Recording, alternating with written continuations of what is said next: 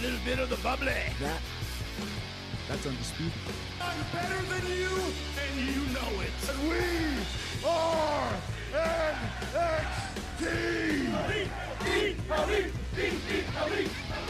War Games. Salut les marques et salut les smarts, salut peuple de catch-up, bienvenue dans votre podcast qui schwingue, qui dégouline, qui transpire le catch par tous les pores de la peau et du slip. Chaque semaine, nous passons au crible des chroniqueurs de la team catch-up, tous les shows de la WWE. Et d'ailleurs, c'est bien le cas ce soir, puisque aujourd'hui, tout est permis. Préparez la trousse à pharmacie, vous êtes à AEW versus NXT. Oui, vous ne vous êtes pas trompé, vous êtes bien à la baston du mercredi. Donc, on va parler NXT et AEW.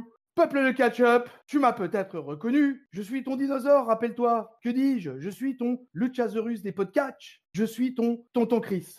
Et pour analyser cet hashtag 17e baston du mercredi, pour décortiquer ce premier épisode de la saison 2 de la baston du mercredi, pour encenser ou mettre en PLS et pour voter à la fin pour savoir qui de l'AEW ou NXT va gagner dans cette baston du mercredi, j'accueille tout d'abord un guest official. En l'occurrence, j'accueille le Rafa. Give me a hell yeah! Salut Rafa. Yeah, salut tonton, bah oui, c'est mercredi, c'est jour des gosses, alors c'est moi, Oui. J'arrive, coucou, c'est les enfants. Mais écoute, ma mémoire me faisant défaut, je ne sais plus du tout pourquoi, mais j'avais dit et j'avais promis que je participerais à une baston du mercredi. Tu t'étais engagé, exactement. Oui, je sais plus pourquoi, mais je l'ai fait et ben voilà, janvier 2021, c'est parti, je suis là pour comme tu l'as dit, la première baston de l'année, donc j'espère pas être là pour rien. On n'est pas ici pour être là, comme on dit dans le sud-ouest. Hein. Yeah, welcome in hell. Et alors, la cerise sur le gâteau, la chantilly sur la cerise sur le gâteau, c'est que, les amis, on est en triple frite. Et oui, on est en triple frite pour cette première baston de la saison. On accueille, bien évidemment, quelqu'un avec qui on va se lancer dans un grand déambulateur match, autre que l'inusable, l'inarrêtable, l'increvable Papy. Salut Papy. Bonjour les petits enfants, bonjour tonton, bonjour Raphaël, yeah, la fête. Oh là, une baston à 3, un triple frite, ça fait plaisir pour démarrer l'année. Ah, ça va saigner ce soir. Là, je sens, en plus, je sens vous chaud. Je vous ai obligé à regarder la All Elite Wrestling tous les deux, là. Je vous sens bien comme il faut, la mûre comme il faut. Alors, on fait juste un petit rappel pour Rafa de où en sont nos ratings. 16 émissions dans la saison 1. Victoire de la AEW au final, ça on en a parlé aux Awards, avec 7 victoires. La NXT avec 6 et 3 matchs nuls, puisque tu as la possibilité de faire un match nul dans la baston du mercredi. Écoute, bah là on attaque, on va rester sur le hashtag 17, hein, on cumulera les ratings d'année en année, on verra bien dans 10 ans où on en est, et puis je ferai un petit décompte à la fin de chaque année de la saison en cours, quoi. Bon Raphaël, est-ce que notre système de vote te va bien ? Oui, très bien, très bien. Oh bah écoute, moi j'arrive, c'est mon premier jour, hein, je vais pas non plus tout casser de suite. Voilà. Donc, on est là pour parler de NXT, bien évidemment, de la All Elite Wrestling, bien évidemment. Alors, je vais commencer par le vaincu de la dernière saison, en l'occurrence NXT, qui donc nous proposait un show qui s'appelait tout simplement New Year's Evil, alors qu'il y avait des grosses allures de pay-per-view, les amis, hein, des grosses allures de pay-per-view, quasi présenté comme un pay-per-view en tout cas. Ça se passe à Orlando, en Floride, USA, toujours dans le Capitol Wrestling Center. C'est parti, aux commentaires, on a Beth Phoenix, Vic Joseph, et Wade Barrett. Le Bad News Barrett qui est bien présent. Et bah écoutez, ce New Year's Evil, ça va commencer de toute façon d'office par du catch. On se rappelle juste que Dexter Lumis est le host et va nous présenter tout au long de la soirée, va lancer officiellement le show, de manière d'ailleurs assez cheap, j'ai trouvé. Et puis paf, on démarre, on allume le Capitol Wrestling Center et ça se lance direct sur le premier match de la soirée, notre opener, qui sera rien d'autre que Karrion Kross versus Damian Priest. Alors là, on a un former champion suprême de NXT face à un former North American champion. Donc, on peut dire que ces deux gaziers s'y connaissent un petit peu. Ils se sont pas tournés autour beaucoup. C'est pas une longue storyline ce qui s'est passé là ces derniers temps. C'est surtout pour builder pas mal le retour de Karrion Kross. On va avoir un opener bien solide quand même parce qu'on va avoir un opener de 15 minutes 30 avec Scarlett Bordeaux présente dans les environs. Pas de publicité pendant ce premier match. Bordeaux. On va le noter. Voilà, wesh Bordeaux, ouais, represent Raphaël. Et voilà, Karrion Kross va quand même prendre l'avantage assez largement, va quand même beaucoup malmener Damian Priest, qui va être valeureux, hein, comme il sait l'être, mais il nous est vraiment de plus en plus vendu comme vraiment un babyface complet, notre ami Damian Priest. Et il va se faire mal au poignet finalement pour tenter de blesser le Cross, mais ça va pas suffire. Il va essayer quand même de porter son Razor Edge. Le Karrion Kross, il est quand même coriace et il va pas se laisser faire lui non plus. Priest va se prendre une grosse power bomb sur les marches en acier. Saito souplex sur le ring et il va finir avec un gros coup d'avant-bas à l'arrière de la tête, bien stiff et bien sale. Et ça, c'était pas son finisher à Karrion Kross, c'était vraiment la Saito souplex, sa prise de destruction. 1, 2, 3, victoire de Karrion Kross face à Damian Priest. Alors, mon papy, tu m'en voudras pas, mais je vais commencer par la puissance de la jeunesse. Mon bon Rafa, ton analyse de cet opener de New Year's Evil. Eh ouais, Scarlett, depuis le temps que je l'invite à Bordeaux quand elle veut, mais elle veut pas venir, c'est dommage. Mais oui, alors je te rejoins sur un point, mais qui est plus global sur le show. Par rapport au dernier événement un peu similaire qui était le soir d'Halloween avec Sochi Blackheart, Dexter Lumis, il est resté soft. Il a pas fait grand-chose. Hein. Alors il a allumé les projecteurs du show quand il est arrivé, parce que c'était dans le noir. Mais il a pas fait grand-chose d'autre. Sinon, que dire sur cette rencontre? Moi, j'ai trouvé ça sympa. Ça m'a pas, je sais pas, ça m'a pas transcendé. J'ai l'impression qu'ils ont gardé un peu sous le coude. Je sais pas trop si, bon, Kross est quand même impressionnant physiquement, mais c'était pas encore, c'était pas encore le Karrion Kross, je trouve, du main event quand il affronte Keith Lee. Mais par contre, t'as raison, Damian Priest, il est vraiment, il est bon dans l'émotion qu'il transmet là de face en péril, puisqu'il s'est quand même fait défoncer pas mal, et de résistant qui ne veut pas mourir. Mais bon, puisque Damian Priest ne meurt jamais, mais enfin là, il a quand même pris cher. Bon, c'était un bon opener, j'ai trouvé. Ça lançait bien. C'est le premier match, hein, c'est ça, de Karrion Kross depuis qu'il est revenu. Donc voilà. Donc on s'y remet gentiment, je trouve. En tout cas, pour lancer le show, moi j'ai regardé dans l'autre sens. J'ai regardé d'abord AEW puis NXT. Donc j'avais déjà pas mal de catch dans la journée quand j'y suis arrivé. Et c'était sympa. Je dirais que c'est un sympa, mais sans plus. Je sais pas si mon ami Papy a partagé cette impression. Papy, t'as commencé par la AEW ou par la NXT?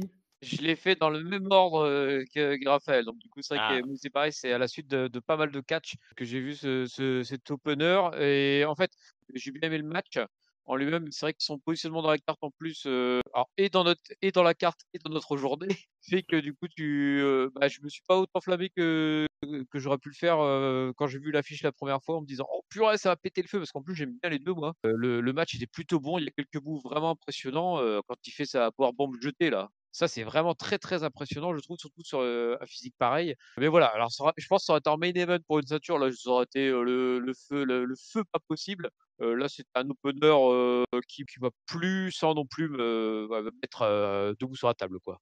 Ouais, alors, pardon, vas-y, Raphaël. Non, j'allais dire oui, ils en ont gardé un petit peu sous le pied. C'est l'impression que ça donne, mais oui, comme dit Papy, je pense qu'on était peut-être trop enflammés, je sais pas, par cette affiche, parce que le match était pas mal. Mais peut-être une revanche un jour en takeover pour une ceinture, ça sera pas mal, ouais. Ouais, complètement. Mais écoute, de toute façon, bon voilà, moi, ce que je reproche surtout à cet opener, c'est le fait qu'il n'y avait pas de build derrière. On nous a vendu ça par vignette un peu interposée. Voilà, il y a eu juste une ou deux interactions. Il s'était vraiment rien passé entre eux jusqu'à présent qui pouvait justifier une arrivée comme ça. Au final, les mecs font un match de 15 minutes 30. J'aime bien les deux aussi. Effectivement, ça manquait d'étincelles. Il y a eu quelques gros moves de powerhouse, hein, comme ils sont tous les deux. Mais je sais pas, ça manquait un peu d'alchimie en fait. Je les ai pas sentis tous les deux super à l'aise l'un avec l'autre. Et par moments, ça pêchait un peu. Puis Scarlett Bordeaux, elle est belle, elle fait sa belle, mais j'aimerais qu'elle soit un peu plus vistarde en fait. Ça peut paraître paradoxal, mais j'aimerais qu'elle soit un peu plus interventionniste et qu'elle foute un peu plus le dawa. Mais pour l'instant, elle reste cantonnée. Pour l'instant, elle sert à rien. Hormis l'entrée, elle sert à rien. Et... Ouais, mais c'est pas mal quand même pour rappeler que son mari a pas trop besoin d'aide, je trouve. Oui, ça va aussi. Mais si tu veux, je m'attendais à une Scarlett Bordeaux un peu moins sage en fait. Les encouragements, ils sont légers encore, je trouve. Elle peut plus jouer le stress ou le machin ou les encouragements. Là, elle est vraiment à chaque fois les deux mains sur le ring à regarder et puis elle regarde quoi. Alors après, le truc que je voulais signaler aussi, c'est que moi, un truc qui m'a beaucoup gêné, je le dis d'entrée en fait du début du show, c'est l'ambiance, parce qu'il y avait un vrai problème entre la post-prod du son par le camion régie et ce qui se passait derrière les grilles du pay-per-view. Il y a eu 2-3 merdes. Oh là là, et ça a été tout au long du show. Moi, ça m'aura dérangé tout au long du show en fait. Je vous le cache pas. Donc clairement, ça faisait une ambiance complètement étrange où il y avait d'ailleurs, c'était dingue. Ils sont là pour 2 heures de show, ils étaient complètement apathiques. Ceux qui étaient derrière les grilles, et pendant ce temps, t'entendais les This Is Awesome, NXT à fond, du son post-prod avec le mec qui devait avoir le doigt sur le potard, tu vois, à 150%. Donc ça m'a gêné en fait beaucoup pendant tout le show en fait ça. Ouais, et ce qui est bizarre, c'est que c'est rare en fait. D'habitude, les mecs sur les côtés, ils sont quand même Bah vachement oui, actifs, bah quoi. oui. Là, J'ai ils ont j'ai rien été foutu, là. moi j'ai été hyper surpris en fait du comportement du public, de la cinquantaine qu'il y a à peu près quoi, autour du ring de NXT. Donc voilà, écoutez, j'ai pas d'explication à ça. Si jamais vous avez une info dans l'intervalle, vous pourrez nous la donner. Allez, on repart. Juste, on va nous annoncer qu'il y a donc le Dusty Rhodes Tag Team classique qui revient à partir de la semaine prochaine. Et il y aura une version masculine et une version féminine. J'évacue ça tout de suite. Ça sera teasé plus tard dans la soirée. Voilà. En face de l'autre côté, on a justement Adam Cole et Roderick Strong qui vont être interviewés parce qu'eux, ils vont rencontrer dans le bracket. Ils sont face à Breezango pour le lancement du tournoi. Et bon, bien évidemment, les mecs de Undisputed Era, ils nous disent qu'ils vont faire le taf, qu'ils savent faire le taf dans les gros matchs, et donc ils vont péter la gueule à Breezango. Prophétie, spoiler, prédiction? Je pense qu'ils vont le faire. Oh oui, c'est bizarre que l'affiche tombe si vite, mais bon, pourquoi pas. Faut Ouais, lancer le tournoi. parce qu'il y a plusieurs équipes quand même à NXT et que du Ouais. coup, ça fait un peu de compète et qu'il y en avait bien besoin là pour la tag team de NXT d'avoir un peu un tournoi. Et c'est une bonne idée ce retour du Dusty Rhodes classique, je trouve. Tout à Ça va fait. relancer un petit peu le catch par équipe à NXT qui était un peu en berne, n'est-ce pas, mon papy? Tout à fait, ça fait partie de nos souhaits pour 2021.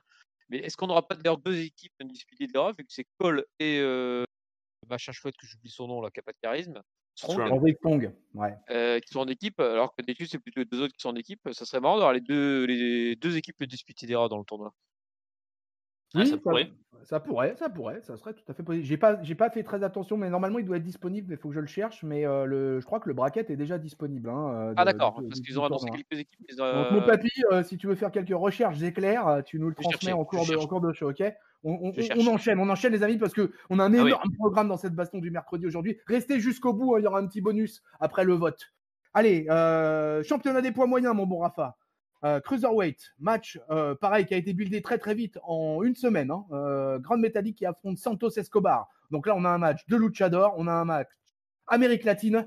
Voilà, les mecs se sont vraiment peu cherchés, un petit peu à l'image de l'opener. Du coup, Santos Escobar, il débarque avec tout le monde, en l'occurrence Joaquin Wild et Raúl Mendoza. Grand Metalik, lui, il est bien évidemment accompagné par Lince Dorado. On va avoir un match de 12 minutes 30. Alors là, vraiment, j'ai envie. Dans une première, en fait, ce match-là, je le découperai en deux parties. Il y a eu une vraie première partie luchador, voilà, où on a tenté tout un tas de choses, beaucoup de top rope et de springboard de la part de Grand Metalik. Son baseball slide, là, qui est une belle prise, qui réussit vachement bien. Il est un petit peu grassouillet quand même, notre ami Grand Metalik. Et à côté, Santos Escobar apparaît dans une shape beaucoup plus importante. Et il est évidemment beaucoup plus agressif, puisque c'est lui le heel. Donc ça va s'envoyer quand même pas mal. Ils vont sortir évidemment ringside, ça va s'envoyer, on va faire des mouvements pour retomber sur la prendre du ring. Il va y avoir une pause commerciale là pour ce coup-là. Escobar, il va un peu revenir un peu à la charge. Metallic va réussir à lui coller du super kick, du sling bed et un gros drop kick qui fait que là on a le premier truc où on se dit et ben non, pas de chance, le champion il va se tirer hors du ring. Il va revenir grâce à un compte, il va coller un gros top suicida.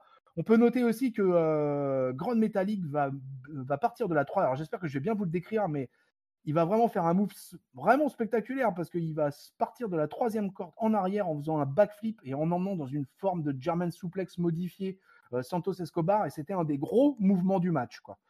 Et finalement, il se passe ce qui devait se passer. Là, les Legado del Fantasma, ils sont 3, donc ils vont intervenir. Dorado va essayer de les en empêcher.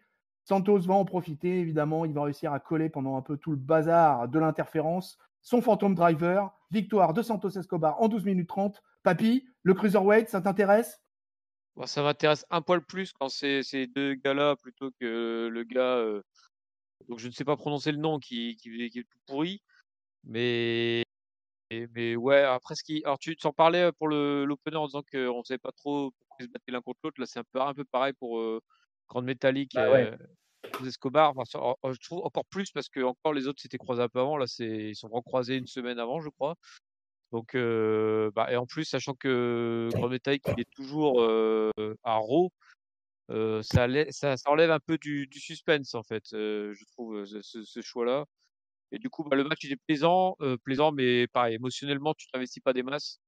Et bon, c'était plaisant. Au moins, contrairement d'habitude, j'ai pas relevé des masses de botch. Donc c'est toujours ça d'apprécier. Et en fait, je profite d'avoir la parole pour te dire que pour l'instant, sur les 8 équipes du Dusty Rhodes, elle a que 4 d'annoncés. Undisputed Era, Breezango, Everrise et Grizzled Young Veterans. Yes, Et exact. 4 à annoncer. Bien joué. Bon fact-checking. Et voilà.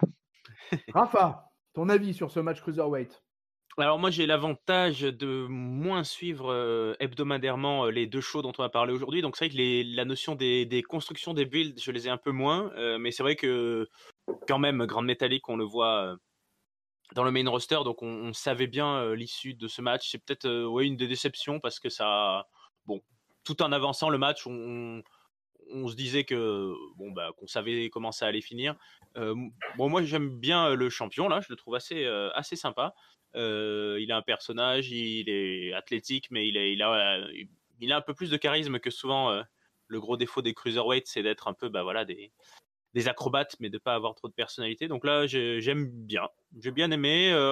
Peut-être après le finisher, c'est son finisher justement là. Ouais. D'accord, ok.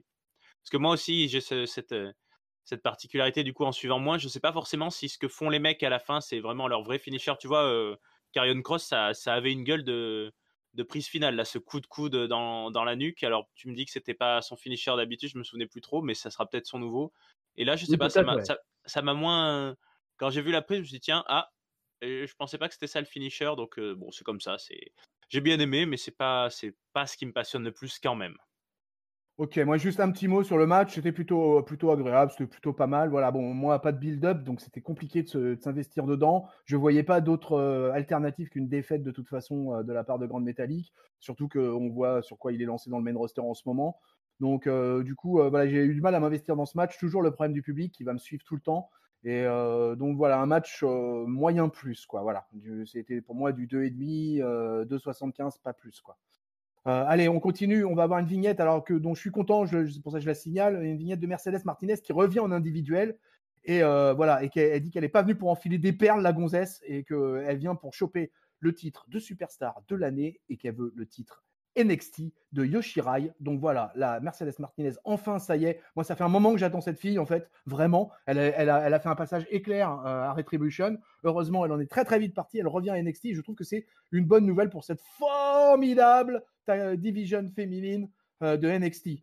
On va enchaîner, on va avoir un match très court, puisqu'on va avoir l'arrivée de la Team China. Alors, je ne sais pas encore quel titre exactement ont cette Team China qui est représentée par Xayali et Boa, accompagné d'un maître gourou qui fait très peur, qui reste assis sous le titantron pendant le combat. Alors Xayali, elle s'est transformée physiquement, hein, vous allez m'en parler les gars, j'imagine. Hein. Là, il y a eu un changement fondamental. Boa, on sent aussi, il était dans un beau costard, mais on sent aussi qu'il y a du poitrail chez l'animal. Ils sont hyper vénères. Hein, si vous n'avez pas suivi les derniers épisodes, les amis, voilà, ça fait 3-4 semaines qu'on avait des vignettes toutes les semaines où ils s'arrachaient la peau à grands coups d'ongles. Voilà, c'était vraiment ultra violent avec Xayali et Boa, leur formation là pour leur retour à NXT. Ils sont mis en team asiatique. Voilà, c'est plutôt sympa comment c'est présenté. Ça va être un match éclair, ça va être un match qui va durer 1 minute 28. Le nom de son adversaire, c'est Katrina Cortez. Katrina Cortez, elle a pris très cher. Elle a quand même eu le droit de mettre 2-3 petits coups en début, mais direct, elle s'est fait enchaîner. Voilà, il n'y a pas eu photo. Hein. Xayali en plus est arrivé en mode kata avec des pointes de flèche. Donc l'affaire était entendue. Victoire de Xayali en 1 minute 28.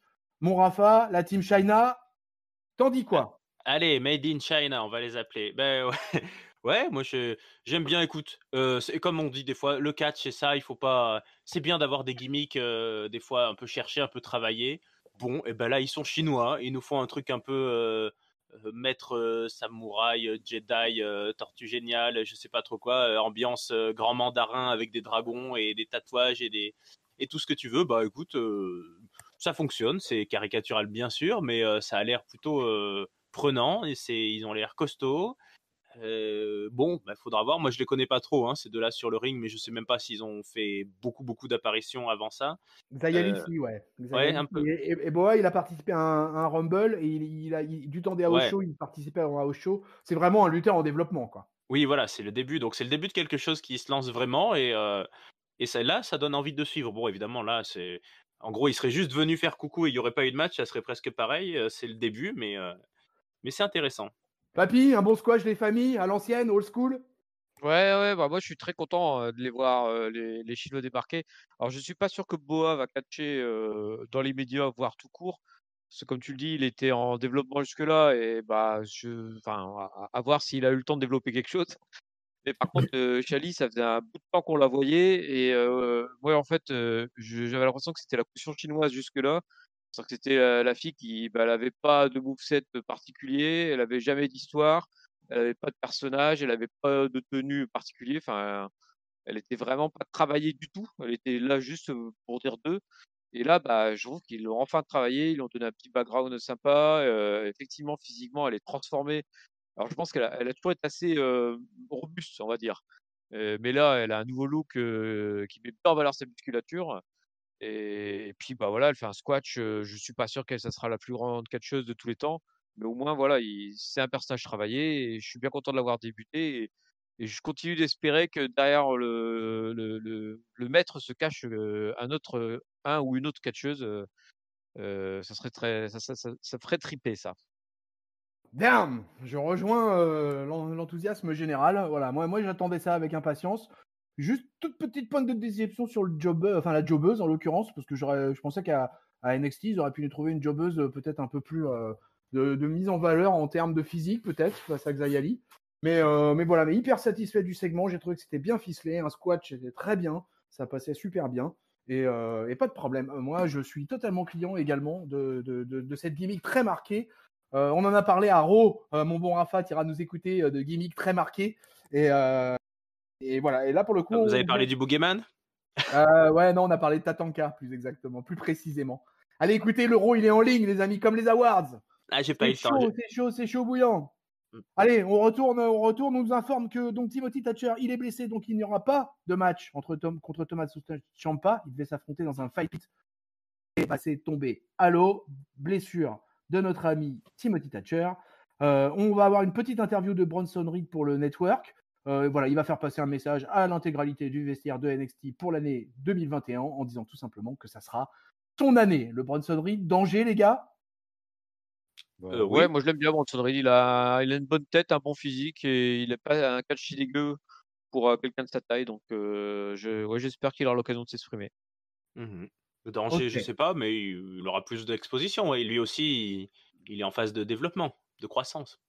Ouais. Moi, je crois en lui. Je crois au danger de cet homme. Et j'aime. C'est un homme qui fait des références au passé et j'aime bien ça. Et voilà, et en particulier à Bam Bam Bigelow. Donc j'apprécie ce garçon. On verra la suite.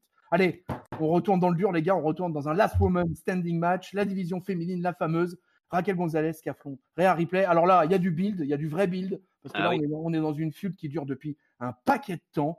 On va avoir un gros et long match de 17 minutes 30. Donc là, ça va pas déconner entre les filles. J'ai été à la ligne de me dire, je l'aurais bien vu en main event encore une fois. J'aime bien mettre avec NXT, mettre les femmes en main event. Le match va démarrer super fort parce que dès que la cloche va sonner, ça va s'envoyer direct.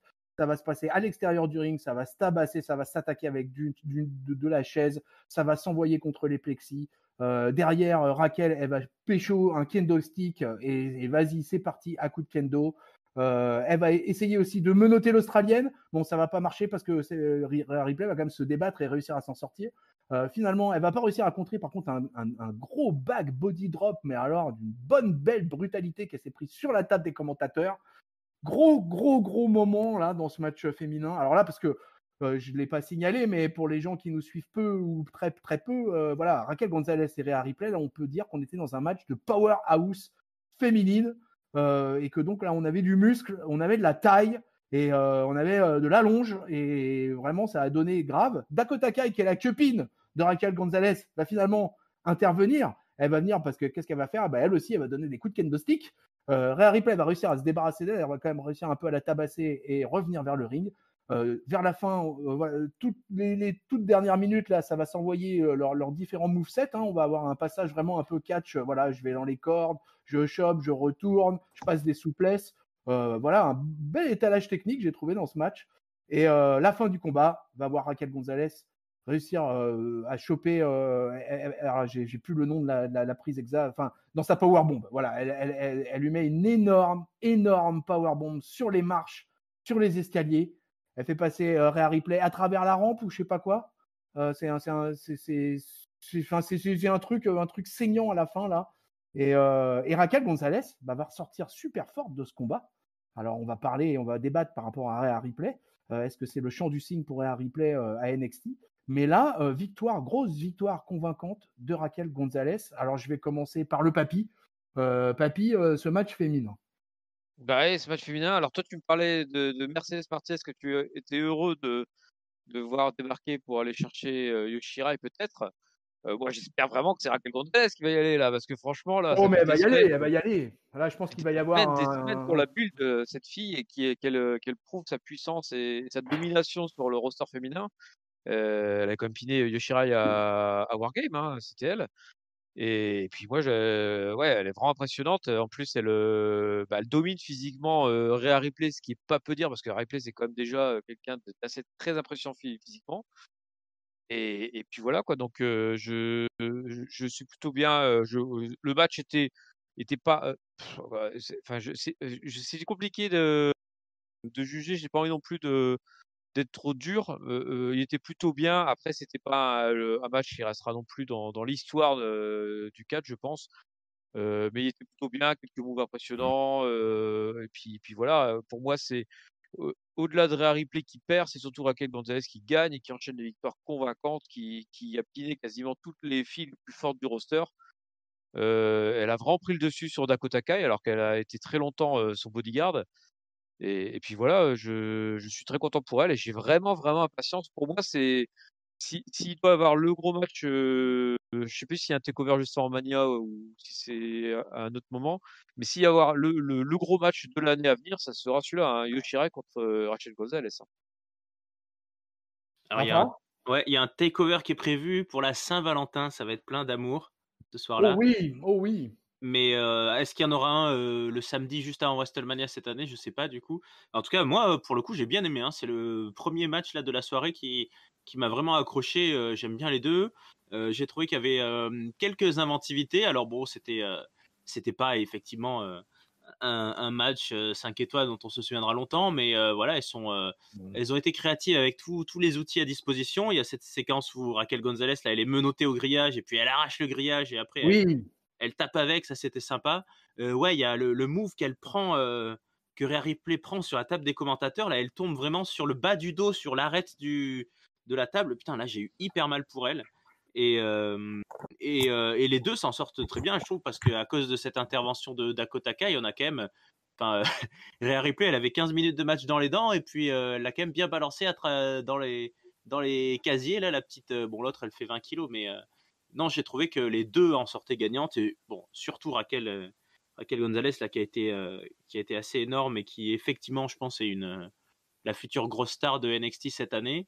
Et pour Rhea Ripley, ouais, moi, je vais dire, il y a du bifton à mettre pour le Royal Rumble ou un truc comme ça, là, hein, pour cette jeune femme. Moi, j'ai mis tous mes sous dessus. Hein. Tous mes sous, allez. Non, mais carrément, moi, je mets mon PEL sur cette affaire. Hein. Là, ouais, non, c'est clair. Non, mais Rhea Ripley, il faut qu'elle débute bien et fort dans le main roster. Je vois pas d'autre alternative là. Donc est-ce que ça pourrait pas être est-ce que ça pourrait pas être la première star depuis très longtemps, je sais même pas si ça existait, qui commence à la double. Ouais, non, on l'a déjà vu dans le main roster. Elle a déjà fait un Rumble ou jamais? Rumble, oui, je crois. Rhea Ripley, ouais, elle a fait un Rumble, ouais, déjà. Ah merde, j'allais dire ça aurait été drôle, sa première apparition, elle gagne de suite le Rumble, mais oui, non, elle a dû déjà participer. Ouais, elle a déjà participé, ouais, je te confirme, ouais. Bon, bah zut, tant pis. Allez, bon les gars, on quitte la division féminine. Moi, moi j'ai trouvé que c'était un très bon match. C'était le meilleur match de ma soirée jusqu'à présent. Bon match, ouais. Moi, je suis plus enthousiaste en fait parce que moi, je pense que j'aurais mis un bon 3,5 à ce match. Et j'étais content de la victoire de Raquel Gonzalez en plus, alors que j'adore Rhea Ripley, mais voilà, là j'étais content parce que pour moi justement cette défaite était justement ce que j'ai appelé le chant du cygne. Donc je me suis dit ça c'est bon, c'est une arrivée de Rhea Ripley dans le main roster en janvier là, donc ça sent trop bon. Parce que de toute façon je veux la voir en Rumble et je veux la voir bookée forte. Voilà quoi, cette nana c'est la seule qui rivalise physiquement avec Charlotte dans le main roster. C'est la seule. Clairement, parce que À part Là, Tamina. ouais, pas Tamina. Comment? Ouais, J'ai dit à part Tamina, mais c'était pour blaguer. Ouais, ah oui, d'accord, excuse-moi, j'avais pas compris. mais c'était une très bonne blague. Mais c'était une bonne blague, c'est con, si j'avais compris tout de suite, j'aurais ri. Mais donc voilà, écoutez, voilà mon analyse vite fait sur le Rhea Ripley et Raquel Gonzalez. Derrière, on va avoir une arrivée de The Way, le nouveau clan de Gargamel, avec Indy Hartwell, Austin Theory, plus évidemment sa femme Candice LeRae. Ils vont arriver dans une grande, comment appeler ça, une grande parade de voitures de police, tout gyrophare allumé, et avec le couple princier. Alors ça m'a fait beaucoup penser au Macho Man et à Miss Elizabeth en l'occurrence, aux alentours de 87-88, qui était coutumé d'arriver des fois voilà, sur des voitures comme ça, avec les gyrophares dans tous les sens. Donc j'ai trouvé que c'était plutôt sympa. Ouais, je vais vous passer tout ce qui s'est passé. Voilà, ça a été un peu le moment, vidéo package, etc. Tout ça, ce qui s'est passé. On nous a passé ce qui s'est passé la semaine dernière, excusez-moi. Voilà, il nous a parlé des Browns de Cleveland, il a fait des références au foot américain. Il dit que voilà, il a combattu une malédiction. Sa femme, elle va lui offrir une plaque souvenir en souvenir de cette victoire. Austin Theory, il a l'air d'être assez à l'aise dans le clan. Enfin, vous allez me dire ce que vous en pensez. Indy Hartwell aussi, finalement, s'en sort plutôt pas mal. Enfin, les quatre ont l'air de plutôt bien s'amuser dans cette affaire. Gargano et Austin Theory vont avoir quand même le fait important. Ils vont annoncer qu'ils vont intégrer le Dusty Rhodes Tag Team classique. À ce moment-là, Shotzi Blackheart va débarquer dans son tank en plastoc. Austin Theory va la gronder et tout, quoi. Hein. Attention, pas gentil, hein, pas gentil, quoi, d'avoir interrompu le segment.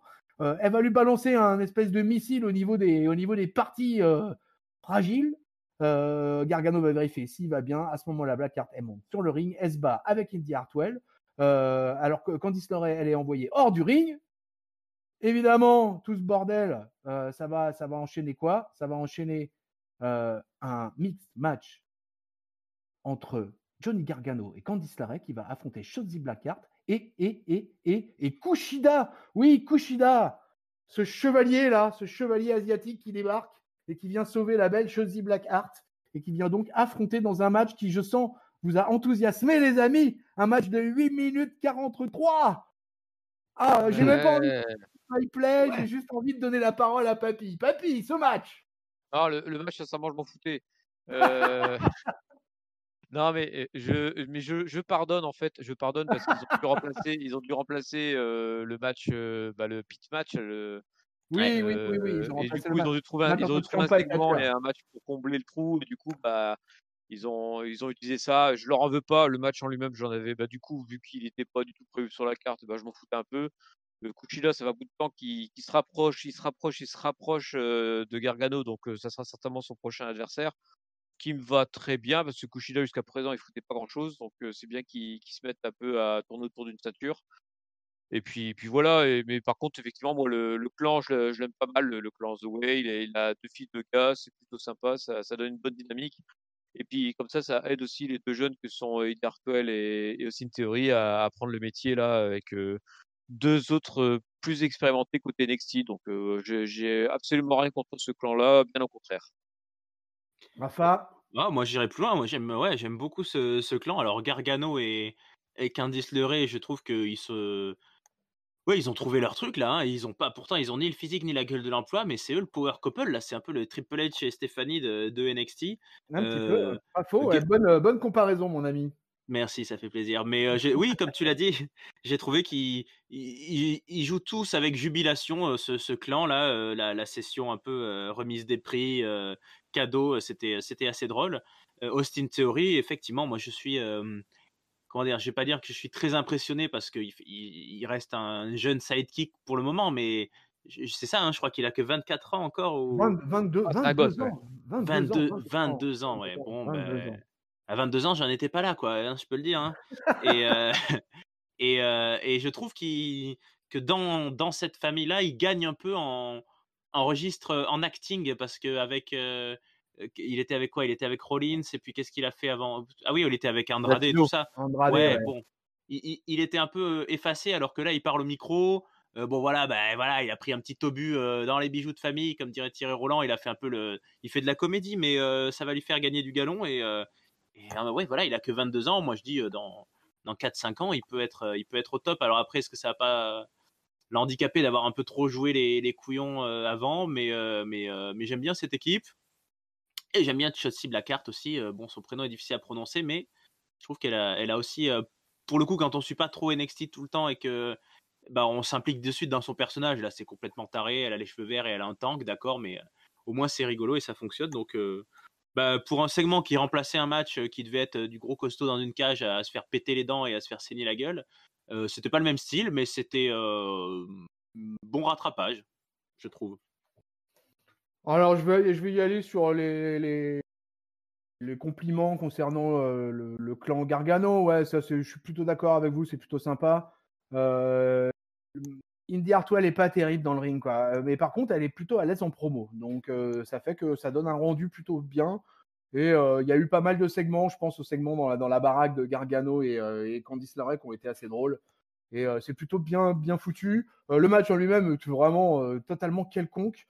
Le seul petit point que j'en sortirais, ça serait Kushida. Voilà. J'ai trouvé Kushida shape, j'ai trouvé Kushida rapide, j'ai trouvé Kushida vif, j'ai trouvé Kushida l'œil luisant. Donc je le sens bien, ce garçon, et j'ai bien aimé le finish. Et en plus, je trouve que c'est bien puisqu'il a permis à remettre un peu, redorer un peu le blason de Shotzi Blackheart, qui gagne quand même pas grand-chose globalement, et qui là, voilà, a une petite victoire de prestige. C'est plutôt pas mal. Voilà. Allez, les gars, on arrive au bout de ce New Year's Evil. On est au main event. On est au main event pour le deuxième affrontement entre Finn Balor et Kyle O'Reilly. Je rappelle, Finn Balor, l'Irlandais, et le champion en titre de NXT. Il affronte pour la deuxième fois le Kyle O'Reilly. Un match qui sera presque aussi long que le premier, mais quand même un peu moins. Ça va durer 17 minutes 24. Ce match, je le définirais en fait en 3 tiers-temps. Il y a eu un premier tiers-temps complètement... Alors, pas de publicité pour ce main event, les gars. On le reprécise, comme pour l'opener. Et moi, voilà, c'est un match que j'ai découpé en 3 tiers-temps. Un premier tiers-temps qui est alors là complètement consacré au chain wrestling. Voilà, c'est-à-dire qu'on garde toujours son adversaire en contact. On le tient toujours à un moment, à un endroit ou à un autre. Le bras, les hanches, le cou. On va tenter des soumissions pendant que l'autre va tenter du strike sur l'épaule ou sur les côtelettes. Et ça va durer un long moment, cette affaire-là, parce que j'en étais pas loin à me dire, mais je vais finir par chronométrer. Et ça a duré longtemps. Ils sont restés longtemps, en fait, en plein milieu du ring. Et l'idée, c'était que Balor lui tentait des soumissions, alors que l'ami Kyle O'Reilly, lui, tentait à taper du strike et voulait bien évidemment toucher la fameuse mâchoire qu'il avait blessée. Mais c'était peine perdue. Deuxième tiers-temps, à ce moment-là, on est rentré dans un match plus classique où ils ont commencé à s'envoyer dans les cordes et où ils ont commencé à striker vraiment des deux côtés, tous les deux vraiment de manière vraiment forte, quoi. Là, ça a commencé à cogner. Et là, le retournement dans ce deuxième tiers-temps, c'est que ce Balor décide, sa stratégie, c'est je vais péter la mâchoire de mon adversaire. On est dans la baston, on est dans la bagarre. Donc, ça se passe comme ça avec Finn Balor. Donc, il avait décidé qu'il allait mettre des gros coups dans la gueule. On peut résumer ça comme ça, les amis. Et finalement, il va réussir à choper l'Irlandais, l'Irlandais d'adoption, l'Irlando-américain Kyle O'Reilly dans les cordes, qui va se retrouver la bouche ouverte contre la deuxième corde, si il me semble bien. Et à ce moment-là, Finn Balor va mettre un gros coup dans sa gueule. Alors, pas de dents qui sautent, ça va, on a évité le drame. Mais là, vraiment, ça va plus du tout pour Kyle O'Reilly à partir de ce moment-là, qui va nous vendre dans tout le troisième tiers-temps, qui va nous vendre sans arrêt, bien évidemment, cette grosse blessure à la mâchoire. Balor va placer un sacré paquet de prises. O'Reilly va en fait tenter de contrer tout ce qu'il peut, en de temps en temps reprenant un avantage parce qu'il reste un gros striker. Les deux lutteurs vont se retrouver ensemble. Ça s'envoie quand même de plus en plus. Et là, on va retourner au sol pour la fin du combat. Voilà, en fait, finalement, on va terminer le combat comme on l'avait commencé et on va retourner au sol. Je sais pas, je peux même pas vous donner le nom de la soumission qu'a fait Finn Balor à la fin, tellement il a fait un espèce de mélange de trucs. Il était bien en sang lui en plus, donc c'était vraiment c'était hardcore. Et finalement, après une grosse série de pressions appliquées un peu partout sur le corps du jeune Kyle O'Reilly, victoire de Finn Balor par soumission. Le show se termine avec l'équipe médicale qui va arriver pour venir prendre soin de Kyle O'Reilly. Il y a l'Undisputed qui est autour de lui. Et Finn Balor, finalement, il fait que le toiser. Et voilà, il va célébrer sa victoire. Voilà, Finn Balor conserve. Mon bon Raphaël, qu'as-tu pensé de ce main event pour le NXT Championship? Je pense que j'avais préféré leur premier affrontement quand même, mais il y a ouais, il y a pas photo, c'est des mecs qui savent s'envoyer dans la gueule, hein, quand même. Ils sont, là, C'est on a Steve. ouais, c'est stiff, on a un style de catch vraiment bien identifié, hein. C'est un peu, ouais, à l'européenne ou je sais pas Mais ouais, trop hein, comment mais ouais, hein, mais oui, c'est mais ouais, c'est ça, c'est alors que ils y ont passé du temps, hein, au sol à se torturer dans tous les sens. Alors, des fois, ça donne des très bons matchs, on se rappelle les matchs avec Pete Dunne et cetera. Là, j'ai trouvé que c'était peut-être, je sais pas, je m'attendais peut-être à une vraie. Le premier avait, enfin moi j'avais adoré leur premier affrontement parce qu'il y avait beaucoup de tension et parce que c'était assez aussi inédit d'avoir Kelly O'Reilly là en main event. Du coup le deuxième je m'attendais à un upgrade alors que c'était plus un comment dire une fin de feud je pense. Donc on a clos sûrement cet épisode puisque là une deuxième victoire nette et précise. Il y a plus trop à discuter derrière. Mais c'était quand même très solide je trouve. Ouais ils s'envoient dans la gueule, ils ont pas peur de se faire saigner. Kelly O'Reilly, il est assez dingue et je sais pas s'il va mourir jeune ce garçon ou quoi, mais il se tord dans tous les sens, il saute, il est assez élastique, il est assez impressionnant. Je suis quand même satisfait du main event et je trouve que ça finit bien. Bon, c'est peut-être une des choses qu'on dira sur ce show qui était vendu comme un quasi pay-per-view. On n'a pas de surprise au final, hein. Les résultats sont non, assez mais ouais. convenus et attendus. Et Finn Balor, on se doutait bien qu'il allait pas perdre, mais il a gagné bien quand même, je trouve. Et maintenant, il va pouvoir continuer à écrire sûrement sa belle légende de quand même pilier de NXT. Derrière, on va voir ce qu'il y a pour les Undisputed Era, mais je trouvais que c'était une fin honorable, mais peut-être pas aussi. Il y avait pas peut-être ce parfum de l'originalité de la première. Je sais pas ce que vous en avez pensé, ce que Papy en pense. Ouais, Papy, alors moi, c'est. c'était une baston du mercredi digne, ce main event? Ouais, c'était un digne d'un main event sans souci. Alors moi, c'est marrant parce que moi, du coup, j'ai préféré ce match-là au premier. Peut-être moins spectaculaire, mais pour le coup, je comprenais mieux la psychologie en fait. Le premier, il se foutait tellement sur la tronche qu'au bout d'un moment, je disais, mais pourquoi tant de haine? Mais pourquoi vous vous faites mal comme ça, les gars? Et tandis que là, bah, c'était finalement l'espèce de redite de leur premier duel, en inversant justement le coup du bah tiens, tu avais pété ta mâchoire, bah du coup, je vais me venger, je vais te péter ta mâchoire. Et du coup, j'ai trouvé ça plutôt malin en fait, comme histoire racontée. Et ce qui m'a fait un peu plus apprécier ce match-là. Et puis voilà, les 2 ont fait vraiment le taf. Comme tu l'as bien décrit, il y a vraiment plusieurs segments dans le match. Et puis c'est une bonne manière de conclure le show. Effectivement, pas de surprise.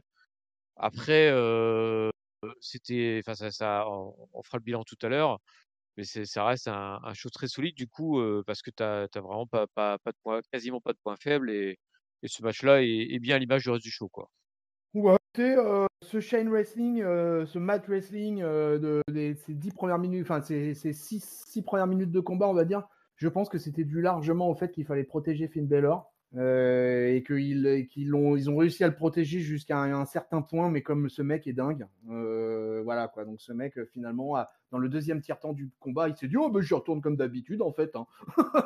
Et bam, et bam, et bam. Les mecs se sont mis alors là, du catch à l'européenne, oui, mes amis, ouais, on était dans un main event de catch à l'européenne, c'était assez incroyable. Alors, le seul truc, moi aussi, comme toi, Raphaël, j'ai préféré le premier match. Et par contre, le truc qui me pose problème, c'est que moi, j'arrive pas à voir Kyle O'Reilly champion NXT. C'est bizarre. Il y a un truc chez ce jeune qui me. Autant je suis totalement fan de lui quand il est en tag team et tout ça, autant je suis assez content de le voir avoir des title shots pour le titre NXT. Ça me dérange pas de le voir en contender. Mais par contre, j'ai beaucoup de mal à croire en lui en tant que champion.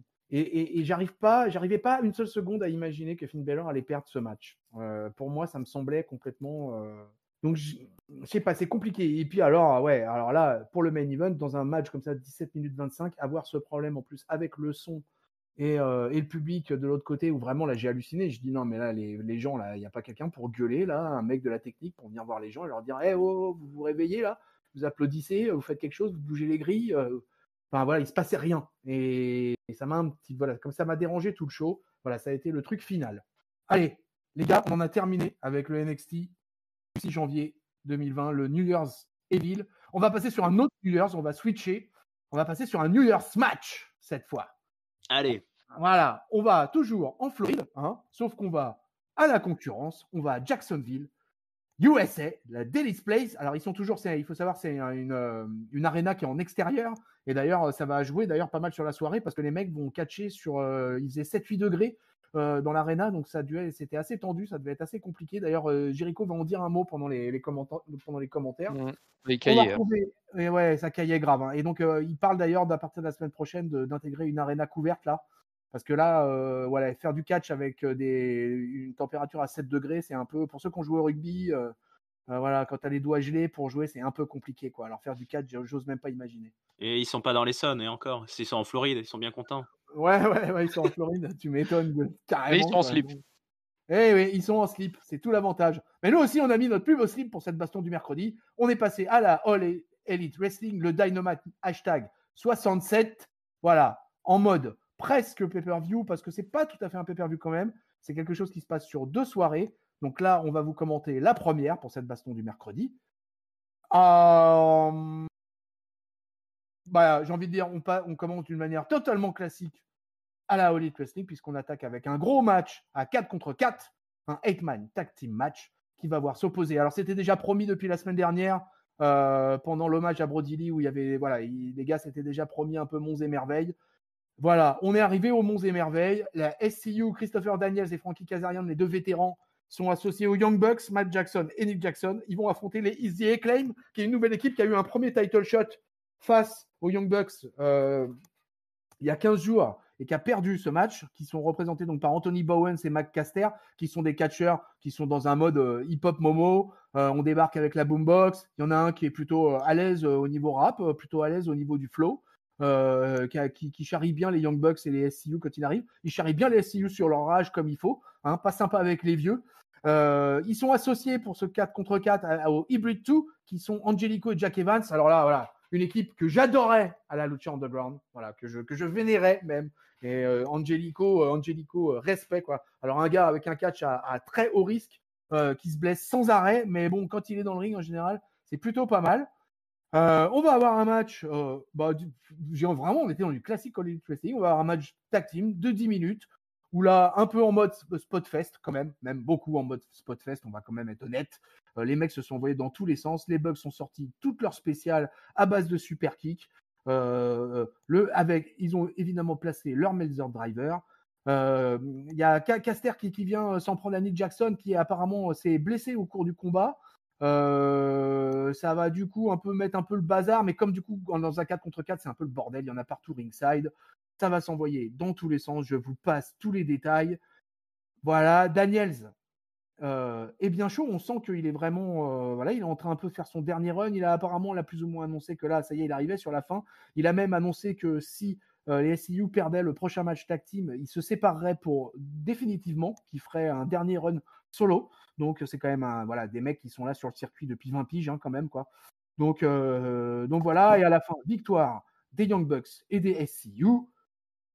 Daniel derrière va prendre le micro, il va expliquer toute cette histoire de dernier run, etc. J'ai un peu avancé le truc, et il va tout simplement demander pour cette dernière opportunité, une opportunité pour le titre tag team des Young Bucks. Voilà, ainsi s'achève l'opener de ce Dynamite. Mon Rafa, je vais te donner l'honneur de commenter ton premier segment de la All Elite Wrestling chez nous, à la baston du mercredi. Ouh, et c'est parti. Écoute, tu l'as bien décrit et j'aurais pas grand-chose à dire en plus pour ma première analyse. Non, c'est du Spotfest. Ça ressemble au match. Alors, bon, je sais qu'à la All Elite, ils sont assez friands de ça. À la WWE aussi, un peu de temps en temps, ça fait très match de Noël, là, ce qu'on a, les 4 contre 4, où ça part dans tous les sens et où ça se met sur la gueule, où tout est pas très lisible, mais en même temps, bon, il y a les Young Bucks, hein, qui sont quand même mondialement connus pour ça et qui sont quand même très bons dans ce qu'ils font. Je suis moins fan des petits vieux, je dois t'avouer, là, désolé tonton, désolé papy, mais ces petits vieux-là, en tout cas, je trouve qu'ils valent pas papy et tonton, justement. Non, c'est des vétérans du ring, c'est des légendes quand même, mais je sais pas, c'est parce que je regarde pas assez peut-être et que j'ai pas trop les storylines et tout, mais ils m'ont pas enthousiasmé beaucoup, mais j'ai trouvé que c'était un bon opener, oui, c'est ça, c'est-à-dire qu'on voit des mecs sauter dans tous les sens et puis ça donne envie de rester accroché au reste du show, mais ouais, qu'est-ce que je pourrais rajouter de plus? C'est vrai que étant peu coutumé de la All Elite, j'ai trouvé que quand même, à part les Young Bucks, c'était difficile de dégager un peu les identités, surtout des adversaires là. Alors, tu as des équipes sûrement très talentueuses dont tu parlais, tonton, mais il faudra que je regarde un peu plus pour arriver à les singulariser. C'était moins évident, je trouve. Papy, la baston à 8, t'aimes bien? Ouais, alors justement, en fait, c'est marrant parce que ce que vient de dire Raphaël, tu vois, il dit, c'est le genre de truc qu'on voit de temps en temps à Noël, à la WWE. Et comme tu l'as dit toi, c'est le classique de chez classique de Ouais. l'AEW, c'est-à-dire qu'on a droit à ça toutes les semaines, en Alors, tout on n'a pas début de des 4 show. contre 4 toutes les semaines. On a des matchs tag team, mais pas des 4 contre 4 Ah, toutes les t'as semaines. raison, l'autre jour, c'était un 6 contre 6. Pardon. Mais bon, en tout cas, Ça y est, la bagarre commence! c'est quasiment tout le temps la tag team en opener. Me contredis pas au moins là-dessus. Non, non, non, non, bien sûr. Non, je suis d'accord, complètement d'accord. Et c'est vrai que moi, du coup, je vais faire mon vieux con, mais ça me blase un peu, en fait, de tout le temps voir des tag teams qui se foutent dans la gueule. Le match est pas mauvais, hein, mais voilà, ils se tapent dessus, puis voilà, t'as l'impression que ça a même aucune conséquence, hein, même si à la fin, t'as le petit segment micro qui laisse à penser qu'il y aura quand même un poil de suite derrière. Mais il y a tellement de matchs où tu croises tellement d'équipes dans tous les sens que du coup, t'as toujours un peu de mal de savoir pourquoi c'est eux cette semaine et pas d'autres. Ouais, tu faisais Christopher Daniels, 20 ans qu'il parcourt les rings, mais je pense pas que ça fait 30 ans vu qu'il a 50 ans le garçon. Donc ça fait vraiment un bout de temps qu'il est là. Moi je pense, j'avais déjà remarqué la fois dernière qu'il me semblait vraiment un poil plus limité qu'avant, même s'il fait toujours des moves de malade pour un gars de son âge. Si c'est ces derniers mois, cette dernière année, pas plus, oui, c'est pas plus mal s'il a le droit à un dernier run solo, ça sera sympa pour lui. Mais ouais, ça sent la retraite arriver quand même pour lui. Peut-être que du coup, il va laisser Kazarian recatcher un peu en solo, parce que Kazarian, il a quand même un poil plus de réserve. Et je pense aussi qu'il est un poil plus jeune, hein. C'est un spot fest. Moi, j'aime bien. Je suis client de ce genre de truc. Dans le catch mexicain, il y en a beaucoup. Beaucoup, beaucoup, beaucoup, beaucoup. Je crois que le catch japonais donne pas sa part au chien aussi là-dessus, puisque les ouvertures de Wrestle Kingdom, les ouvertures de show au Japon sont très souvent des matchs tag team. Donc finalement, ils sont presque dans une forme de classicisme à la All Elite Wrestling. Et moi, ça me pose pas de problème les Spotfest. J'aime bien. Je vais vous rejoindre, puisque je vais me joindre à vous pour enterrer les deux vieux. Puisque moi aussi, les SCU, c'est bon. En fait, moi, les SCU m'intéressaient par la présence de Scorpio Sky. Mais Scorpio Sky est plus là depuis un paquet de temps maintenant. Et du coup, ils ont perdu beaucoup d'intérêt. Je suis tout à fait d'accord pour voir Christopher Daniels prendre sa retraite. Ça ne me dérangera pas du tout. Et la Tag Team Division est tellement riche à la All Elite Wrestling qu'il n'y a pas de raison que de toute manière, il y aura tout ce qu'il faudra pour prendre la relève et continuer à nous faire une belle Tag Team Division. Allez, on continue les gars. On a encore du job. John Moxley, il est sur le ring. Il va nous faire une promo à la John Moxley. La vie, elle est injuste. À la fin, tu meurs. Mais qu'il n'est pas là pour se plaindre. Voilà, on est dans un sport spécial, il dit. Et voilà, et que parfois on est du mauvais côté du scénario. Il l'est, puisqu'il a perdu le titre, hein, il faut s'en rappeler, au profit de Kenny Omega. On ne l'a pas trop revu depuis, à part dans des vidéos. Il n'était même pas là lors de l'hommage à Brody Lee. Il était pareil, backstage en vidéo. Donc là, il revient pour la première fois. Il compte bien se venger, bien évidemment, de Kenny Omega et de son manager, Don Callis. Il sait que ce soir, il y a une défense de titre. Voilà, lui, il a bossé pour avoir ce titre, pour le garder le plus longtemps possible. Il sait ce que c'est que se battre pour obtenir une opportunité. Donc ce soir, il veut pas gâcher l'opportunité du Mexicain. J'ai trouvé ça classe de sa part. Et voilà, il prévient d'entrée qu'il va pas interférer. Et voilà, par contre, il explique bien à la fin que Omega va devoir faire gaffe parce qu'il compte bien se venger. Alors la vengeance de Moxley, papy. Non, rien de spécial. Là, on parle du classique dans l'ouverture. Moxley au micro, c'est classique aussi. C'est toujours seul contre tout le monde et ouin, ouin, ouin. Et puis voilà. Qu'est-ce que tu veux? Je suis content qu'il ait récupéré sa liberté de promo pour nous faire des promos originales. Rafa, John Moxley. Alors toi qui étais un fan ultime du Shield, Dean Ambrose a disparu. Vive John Moxley ou pas? Mais vive John Moxley, je sais pas, j'irai peut-être pas jusque là, mais parce que je n'ai pas assez suivi la AEW, hein, je vais laisser les vrais suiveurs le dire.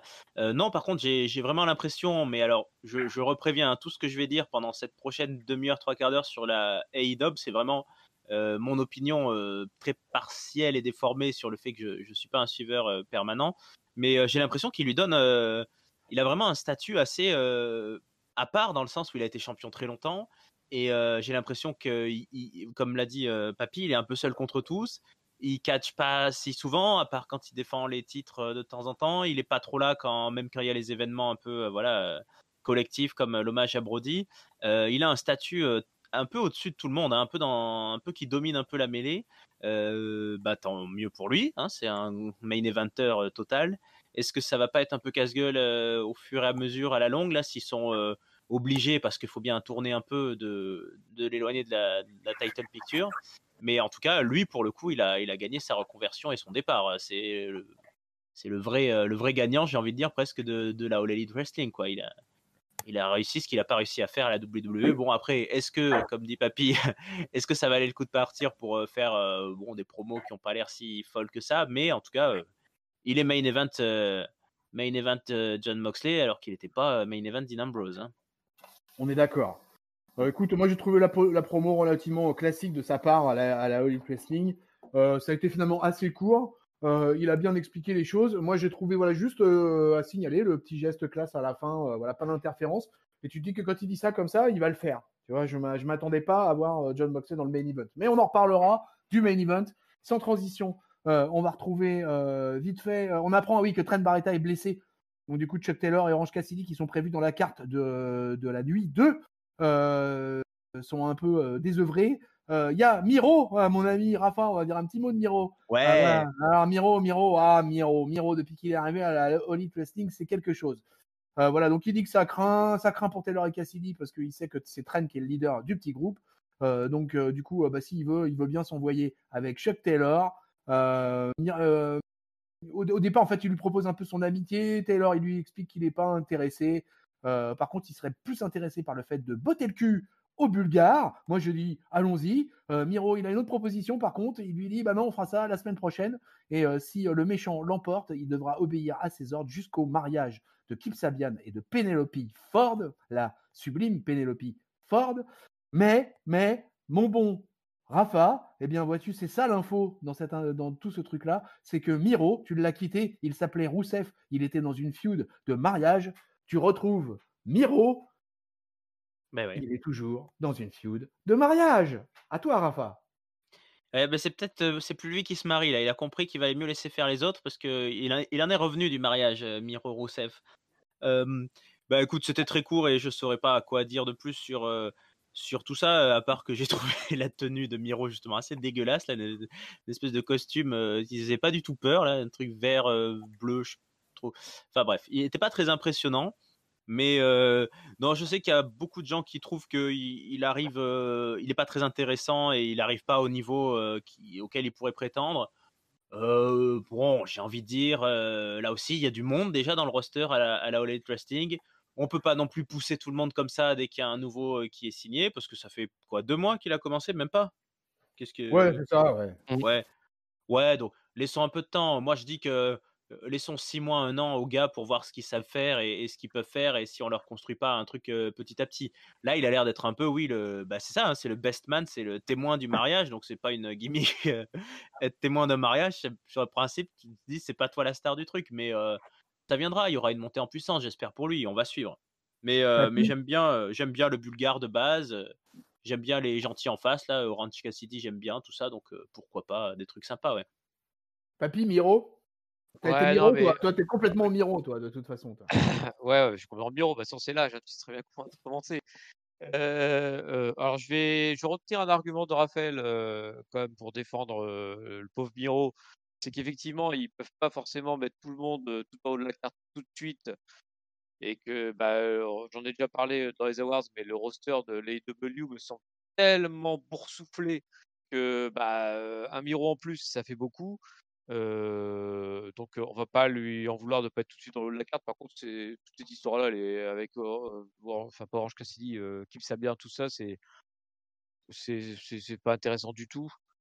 Vivement qu'il catch la semaine prochaine, hein, vu que comme c'est une autre spécialité de la IW, c'est d'annoncer les matchs de la semaine prochaine avec un petit segment backstage. Et puis vivement qu'il catch, c'est quand même plus intéressant quand il catch que quand il parle, parce que son personnage est vraiment pas du tout travaillé pour l'instant. Et puis par contre, je trouve que c'est un petit défaut aussi de l'AEW. On le reverra tout à l'heure avec un autre catcheur. Je sais que ça te touchera, tonton. Mais c'est vraiment dommage qu'ils utilisent les grosses brutes juste pour encadrer des nains, quoi. C'est dommage qu'ils les laissent pas être grosses brutes tout seuls de temps en temps. Ouais, c'est vrai qu'ils ont tendance un peu à faire ça. Ouais. C'est vrai que souvent le powerhouse est un accompagnateur plus qu'autre chose.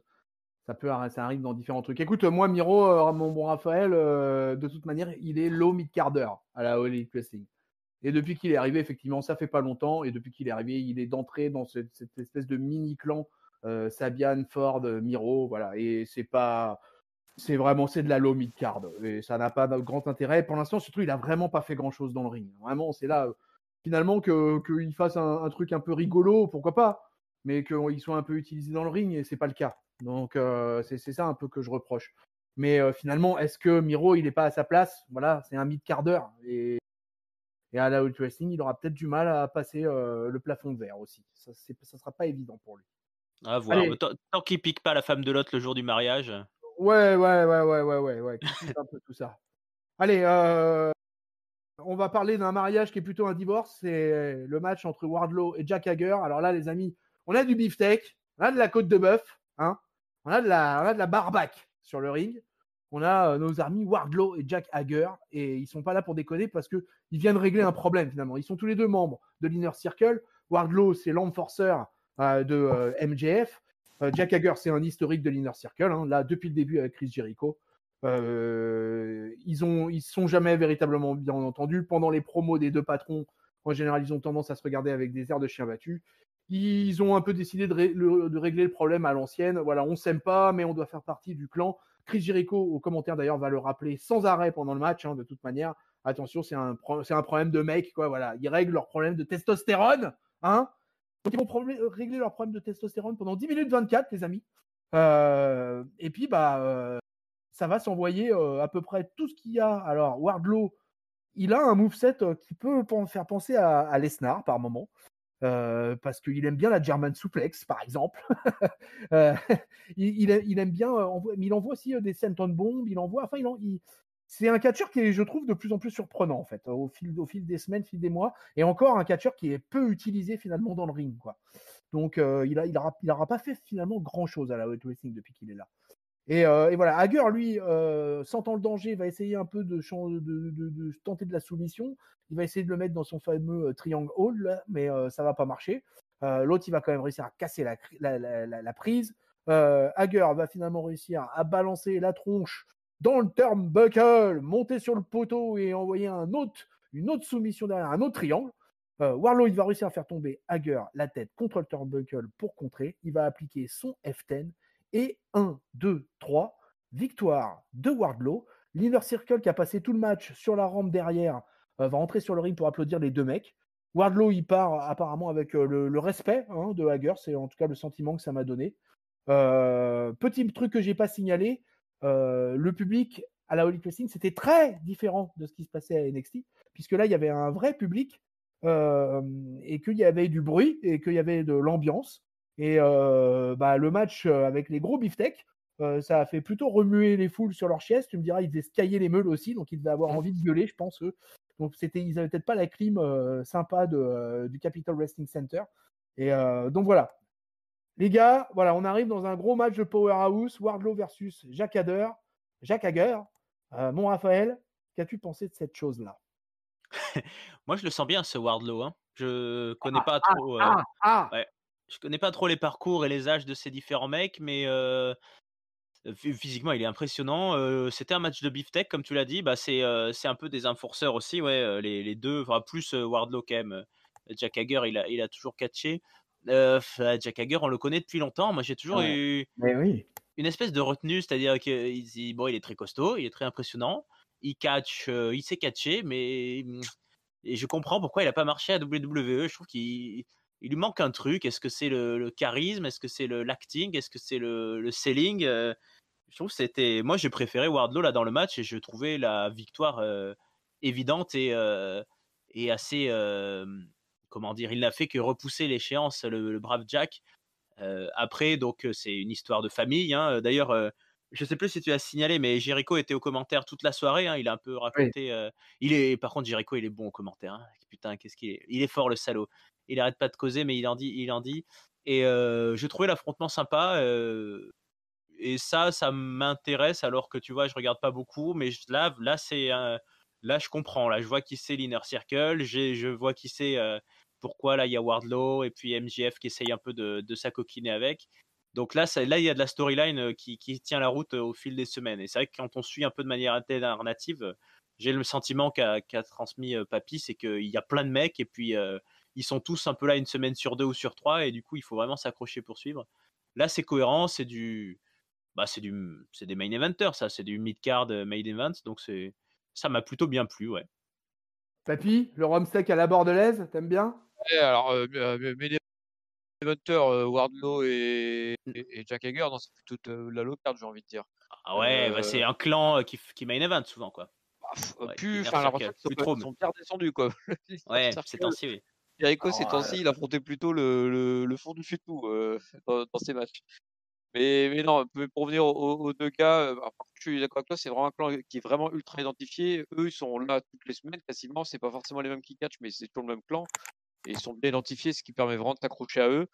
Wardlow, il est effectivement des moves intéressants et puis il est assez souple pour sa taille. Je trouve qu'il manque un peu de rythme pour enchaîner ses prises, mais c'est peut-être pas aussi un cadeau de l'avoir foutu en face de Jack Hager, qui est pas forcément un grand storyteller dans les cordes. Donc, faudrait le voir un jour face à un gars qui maîtrise vraiment bien son sujet. Alors, je sais pas s'il y en a beaucoup à la IW. Ouh, les coups bas.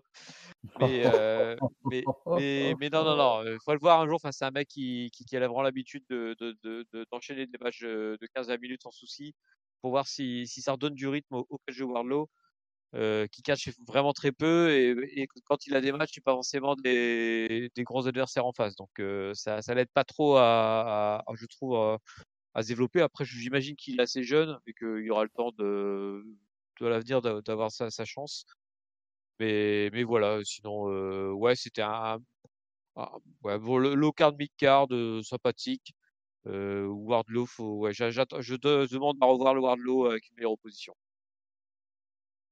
Moi, je trouve que c'était un bon match de bidoche et c'était plutôt sympa. Moi, je trouve que l'histoire est bien racontée depuis le début. Tout ce qui s'est passé avec l'Inner Circle et MJF.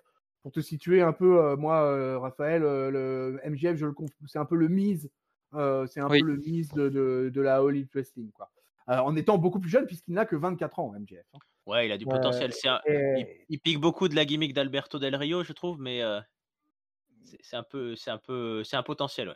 Ce garçon a un potentiel certain et en tout cas, il est excellent au micro et il est créatif. Et ça, c'est vachement bien, quoi. Et donc, du coup, voilà, bon combat de bidoche, comme je l'ai dit. Moi, j'ai bien aimé, j'étais bien dans le truc. Je préfère largement Wardlow à Jack Hager, moi aussi. Voilà, pour moi, Wardlow, c'est un type qui a un vrai avenir, mais qui devrait même être présenté encore plus dangereux qu'il ne l'est présenté. Et l'Inner Circle est clairement un clan de mid-card dorénavant, puisque Jericho est quand même une fois sur deux dorénavant en commentaire. Et Jericho, il donne de sa personne. Hein. Il aura catché en 2020. Attention, hein, Jericho, il a été quasiment dans les cordes toutes les semaines. Hein. Et donc voilà. Donc écoute, voilà, moi je suis plutôt satisfait de ce match. Allez, on enchaîne parce qu'on a encore du programme. On va avoir un segment vite fait avec le premier truc avec le guest, en fait, les private parties qui sont là. Il y aura Matt Hardy. Je vais passer vite fait là-dessus. C'est juste pour signaler, ça y est, il est là. Il est le guest annoncé, le guest official. C'est Raphaël. Give me a hell yeah. Non, je déconne. C'est Snoop Doggy Dogg qui est là. Voilà. Et qui vient Doggy Dogg. Faire le mot. Ouais, content les amis d'avoir Snoop qui est là, qui est présent. Il fait tourner la mexicaine. Aussi content que de voir Goldberg. Allez, donc on va terminer cette review dans un grand nuage de fumée. Il va y avoir la Team Taz qui va débarquer sur le ring. Il va y avoir la pesée en fait pour le prévision du match pour le titre TNT qui va se passer dans la deuxième nuit. Alors là, vraiment bon. Alors écoutez les amis, c'est Tony Schiavone qui fait la pesée entre Brian Cage qui est pesé à 123 kilos face à Aline qui est pesée à 77 kilos. Oh, la crevette. Donc évidemment, la crevette va se faire charrier par Taz. Aline, il dit qu'il prend le micro. Voilà, il dit que lui, il a pris 27 ans pour en arriver là à faire ses commentaires de merde. Ok, boomer. Voilà. Hein. Il lui dit qu'il est prêt à se battre dès maintenant. Il prend son skateboard. Il menace tout le monde. Au moment où il fait ça, il commence à neiger dans le stade. C'est l'arrivée de Sting. L'ex-WCW se débarque il arrive, il fait la même chose que d'habitude depuis 3 semaines. Il marche très, très lentement. Il vient se mettre derrière Darby Allin très, très lentement.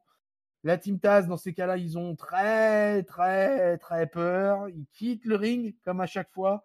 Et évidemment, à chaque fois, Taz, il y va d'une dernière petite phrase où il dit que la semaine prochaine, il y aura un nouveau champion TNT. À noter que le titre TNT a été totalement relooké et que l'ancien titre TNT avec la ceinture rouge a été donné définitivement à Brody Lee Jr. Les amis, un petit mot sur la pesée du titre TNT. Papy? En tout cas, je suis ravi, enfin ravi. Je vois qu'on est totalement raccord sur le fait que Sting, c'est très, très répétitif. Il a réussi à que- s'échapper. Il a réussi à s'échapper de la maison de retraite, cet enfoiré. Hein. Voilà, Mais mais en par fait, contre, on voit qu'il on bug et craint- il tourne en rond. Oui, ah oui, oui. J'ai pas compris ce que vous avez dit là. Vous avez parlé tous les deux en même temps. Ah Choisissez. pardon. Vas-y, papy. Ah, je disais, en fait, il s'échappe de la maison de retraite, après il bug et il tourne en rond, en fait. Tu vois, c'est l'Alzheimer qui guette. Il se souvient qu'il doit aller dans le ring, il va dans le ring, il fait rien, il repart, la semaine d'après, il revient dans le ring, il fait Ouais. rien, la semaine d'après, il repart dans le ring, il fait rien. Et toutes les semaines, on nous dit, vous verrez, la semaine prochaine, Sting va revenir. Ah bah oui, bah il revient. Il fait rien. Sting Raphaël, Sting Bon, bah, je trouve qu'ils ont bien réussi son packaging d'entrée. Hein. La neige et tout, ça marche bien, hein, je trouve. Après, c'est pas très intéressant, c'est sûr. Mais c'est drôle parce que moi, je n'ai jamais. J'ai découvert Sting la première fois quand il est arrivé à la WWE, là, au Survivor Series, pour sauver Dolph Ziggler. Oui, Dolph Ziggler. Donc en fait, Oui. 99% de la carrière de Sting, je ne la connais pas, mais je trouve qu'à la fois à la WWE et à la AEW, ils ont bien réussi les packaging entrées qui fait que tu dis ah putain, là il y a un mec avec du charisme, il y a une légende là qui arrive, il fait noir, il y a des corbeaux, il y a de la neige. Bon, à part ça, c'est sûr que voir un mec de 60 ans avec une batte qui fait fuir 4 gros costauds, c'est un peu bizarre, mais bon, ils n'ont pas envie de prendre des coups pour rien. J'ai jamais vu encore Darby Allin catcher. J'ai cru comprendre que Tonton Chris, tu l'aimais pas trop. C'est vrai même moi physiquement, je suis pas très impressionné, mais je trouve qu'il y a une filiation naturelle. Par contre, ils ont bien trouvé leur gimmick. Enfin, voilà, ils ont fait signer Sting, il fallait en faire quelque chose. Ils avaient ce mec-là dans le roster, ils ont bien trouvé le lien. Après, là, c'est sûr que quand on voit la pesée et bon, l'humour un peu gras et tout de Taz, ça m'a pas trop fait rire. Et puis c'est sûr qu'on n'a pas beaucoup de. On se dit putain, là il va falloir sortir des battes Sting si tu veux sauver ton fils ou ton arrière petit-fils parce que sinon on donne pas cher de sa peau. Alors je ne connais pas trop la gimmick. C'est quoi la ceinture qu'il a lui, Brian Cage? Alors lui, FTR, là, non, c'est ça. la ceinture FTW, ouais. Qui est FTW, la ceinture de Taz en fait, quoi, de la fédération de Taz, quoi. D'accord, ok. Voilà. Mais si tu veux, là, ce qui compte, là, c'est le titre TNT. Ouais, c'est TNT, ouais. Le titre TNT, si tu veux, c'est le titre intermédiaire à la Hot Wrestling, quoi. C'est le C'est intercontinental, le titre US, quoi. Ouais, c'est leur titre télé. C'est celui qui avait Cody Rhodes et puis oui, Brody Lee. Feu Brody Lee, oui, je vois. Mais écoute, je suis quand même assez curieux parce qu'effectivement, déjà, je regarde pas trop de matchs. Et puis là, on me vend une opposition où il y a 100 livres de différence. Alors, ça fait pas 100 kilos, mais il fait pas 23 kilos Darby Allin, mais presque. Je suis quand même curieux de voir comment tout ça va finir. Ouais. Bon, écoute, moi, je suis pas super emballé par tout ça. Est-ce que si Taz envoie des baisers à l'extérieur du ring à Sting, est-ce que tu crois que il va faire perdre Darby Allin après? C'est possible. Ouais. Après, cela dit, la Team Taz est très impressionnante. Il faut dire qu'il s'est entouré de méga gros bébés. Là, le Hobbs, c'est une machine de guerre. Le Brian Cage, on n'en parle même plus. Hein. Le gars, voilà, à la AAA, il est utilisé en tant que Thanos. Ça te situe un peu le monstre que c'est quand même. C'est un ancien de la Lucha Underground aussi, et il a catché en France, Brian Cage. Et donc tu vois, c'est un type, c'est un type incroyable, quoi, monstruosité absolue. Donc voilà, donc écoute, j'ai juste envie de finir ce segment sur Sting. Allez, au revoir Sting. Allez, en coulisses, on trouve Jack Hager. Il est dégoûté, il est écœuré, il est malheureux. À sa porte, il y a quelqu'un qui frappe, c'est MJF, qui vient le consoler, qui est plutôt sympa. Il dit qu'il comprend que là, il se sent comme un loser, il a perdu et tout, mais en fait, c'est un winner. Il lui rappelle qu'il est toujours invaincu dans l'octogone, et ça, c'est pas kayfabe, c'est la vérité. Et que voilà, il doit être fier de ça. Il fait partie de l'Inner Circle. Hager, il est plutôt touché en fait par le truc. Il le remercie et tout. Et MJF, il lui rappelle que voilà, il a failli être exclu de l'Inner Circle, mais voilà, il est toujours content d'être là. Voilà, il forme une team. Tout va bien donc pour Jack Hager. Voilà, juste une petite défaite au passage. On revoit très vite fait aussi la petite promo qu'a fait Brody Jr. À Dark face à Marco Stunt. Voilà, on l'a fait monter sur le ring et apparemment le gamin il avait pu écrire sa promo et tout ça. Donc je sais pas si vous avez eu l'occasion de voir ce segment-là. Stunt il est en coulisses avec le Luchasaurus, les amis, et Jungle Boy. Il nous explique que les Jurassic Express ont un objectif et j'ai envie de dire enfin les Jurassic Express se mettent dans la title picture de la Tag Team Division et ils veulent devenir Tag Team Champions. Là-dessus il y a les FTR qui vont débarquer, qui vont leur dire que il faut qu'ils prennent leur ticket dans la file d'attente. Et que du coup, il y a un challenge qui s'ouvre entre les deux équipes, voilà, qui est officialisé d'ailleurs par Marco Stunt, qui va affronter malheureusement, qui va prendre la place du Luchasaurus à mon grand désarroi. Voilà. Bon les gars, voilà les deux derniers petits segments avant le prochain match. Un mot là-dessus. Je trouve que c'est symbolique. C'est le Luchasaurus, tu sors du ring et tu fous Marco Stunt. Voilà. Et voilà. Et oui, je te rejoins. Raphaël. Bon, j'attends de voir sur le ring. Moi, je connais pas trop encore, mais je les aime bien le Luchasaurus, et puis même j'aime bien le truc du Jurassic Express parce que j'en ai peut-être pas assez bouffé contrairement à vous. Et sinon, pour revenir, ouais, c'était rigolo d'avoir le petit -1, c'est ça, il l'appelle le Brody Lee Junior. Ouais. Alors je sais pas, il a l'air d'être bon. Alors évidemment, il y a ce qui est arrivé à son regretté père et c'est bien triste, mais il a l'air d'être quand même bien mordu et bien impliqué dans le catch, le petit gamin. Alors je sais pas s'ils le referont apparaître de temps en temps ou si ça va devenir un peu presque une mascotte, une petite coqueluche de l'entreprise. C'est possible. Parce que c'est pas n'importe quel enfant de catcheur non plus qui serait là. Est-ce que c'est un futur Dominique Mysterio? Peut-être. On verra ça. Ouais, écoute, moi vraiment la déception, c'est de voir le Luchasaurus sorti du match. Moi, ce que je ne comprends pas en plus, c'est qu'il y a du public à la All Elite Wrestling, il y a de l'ambiance et que le Luchasaurus, les Jurassic Express, c'est une équipe face. Et des trois, je pense que c'est le Luchasaurus qui est le plus over auprès du public. Papy me contredira pas, je pense. Quand le Luchasaurus il est dans le ring, il est hyper over auprès du public, quoi. Et donc je ne comprends pas en fait qu'il soit voilà encore un powerhouse qui est mis comme enforceur, quoi. Et c'est bien dommage. Bon, au final ils vont affronter les FTR. Voilà, il y a un challenge qui se présente dans la Tag Team Division et c'est bien cool. On va vers du catch, on va vers Cody Rhodes. Alors Cody Rhodes, je sais que ça, le papy, Cody Rhodes arrive quand même, il est attentif, il rebranche son sonotone. Il va affronter Matt Sydal, qui est de retour, qui a signé il y a peu, qui avait commencé d'ailleurs son premier show inaugural en faisant un botch énormissime dans les 15 secondes de son arrivée. Là, il semble un peu plus en forme. Ils vont nous livrer un match de 10 minutes. Surtout, le fait saillant de ce match, vous serez d'accord avec moi, les amis, c'est que Cody Rhodes, il est accompagné de Snoop Dogg. Donc, et fatalement, ça va prendre cher. Le pauvre Matt Sydal. Cody, en plus, il a le theme song bien retravaillé, remixé, chanté par le Snoop Dogg. Derrière, on va dire que Matt Sydal a eu sa part. Il nous a livré ces quelques trucs de high flyer. Mais ça va quand même largement enchaîner les prises en faveur de Cody. Il va être bien aidé par la fourberie du Snoop Doggy Dogg. Il va réussir à coller un knee strike. Derrière, il va enchaîner un crossroads.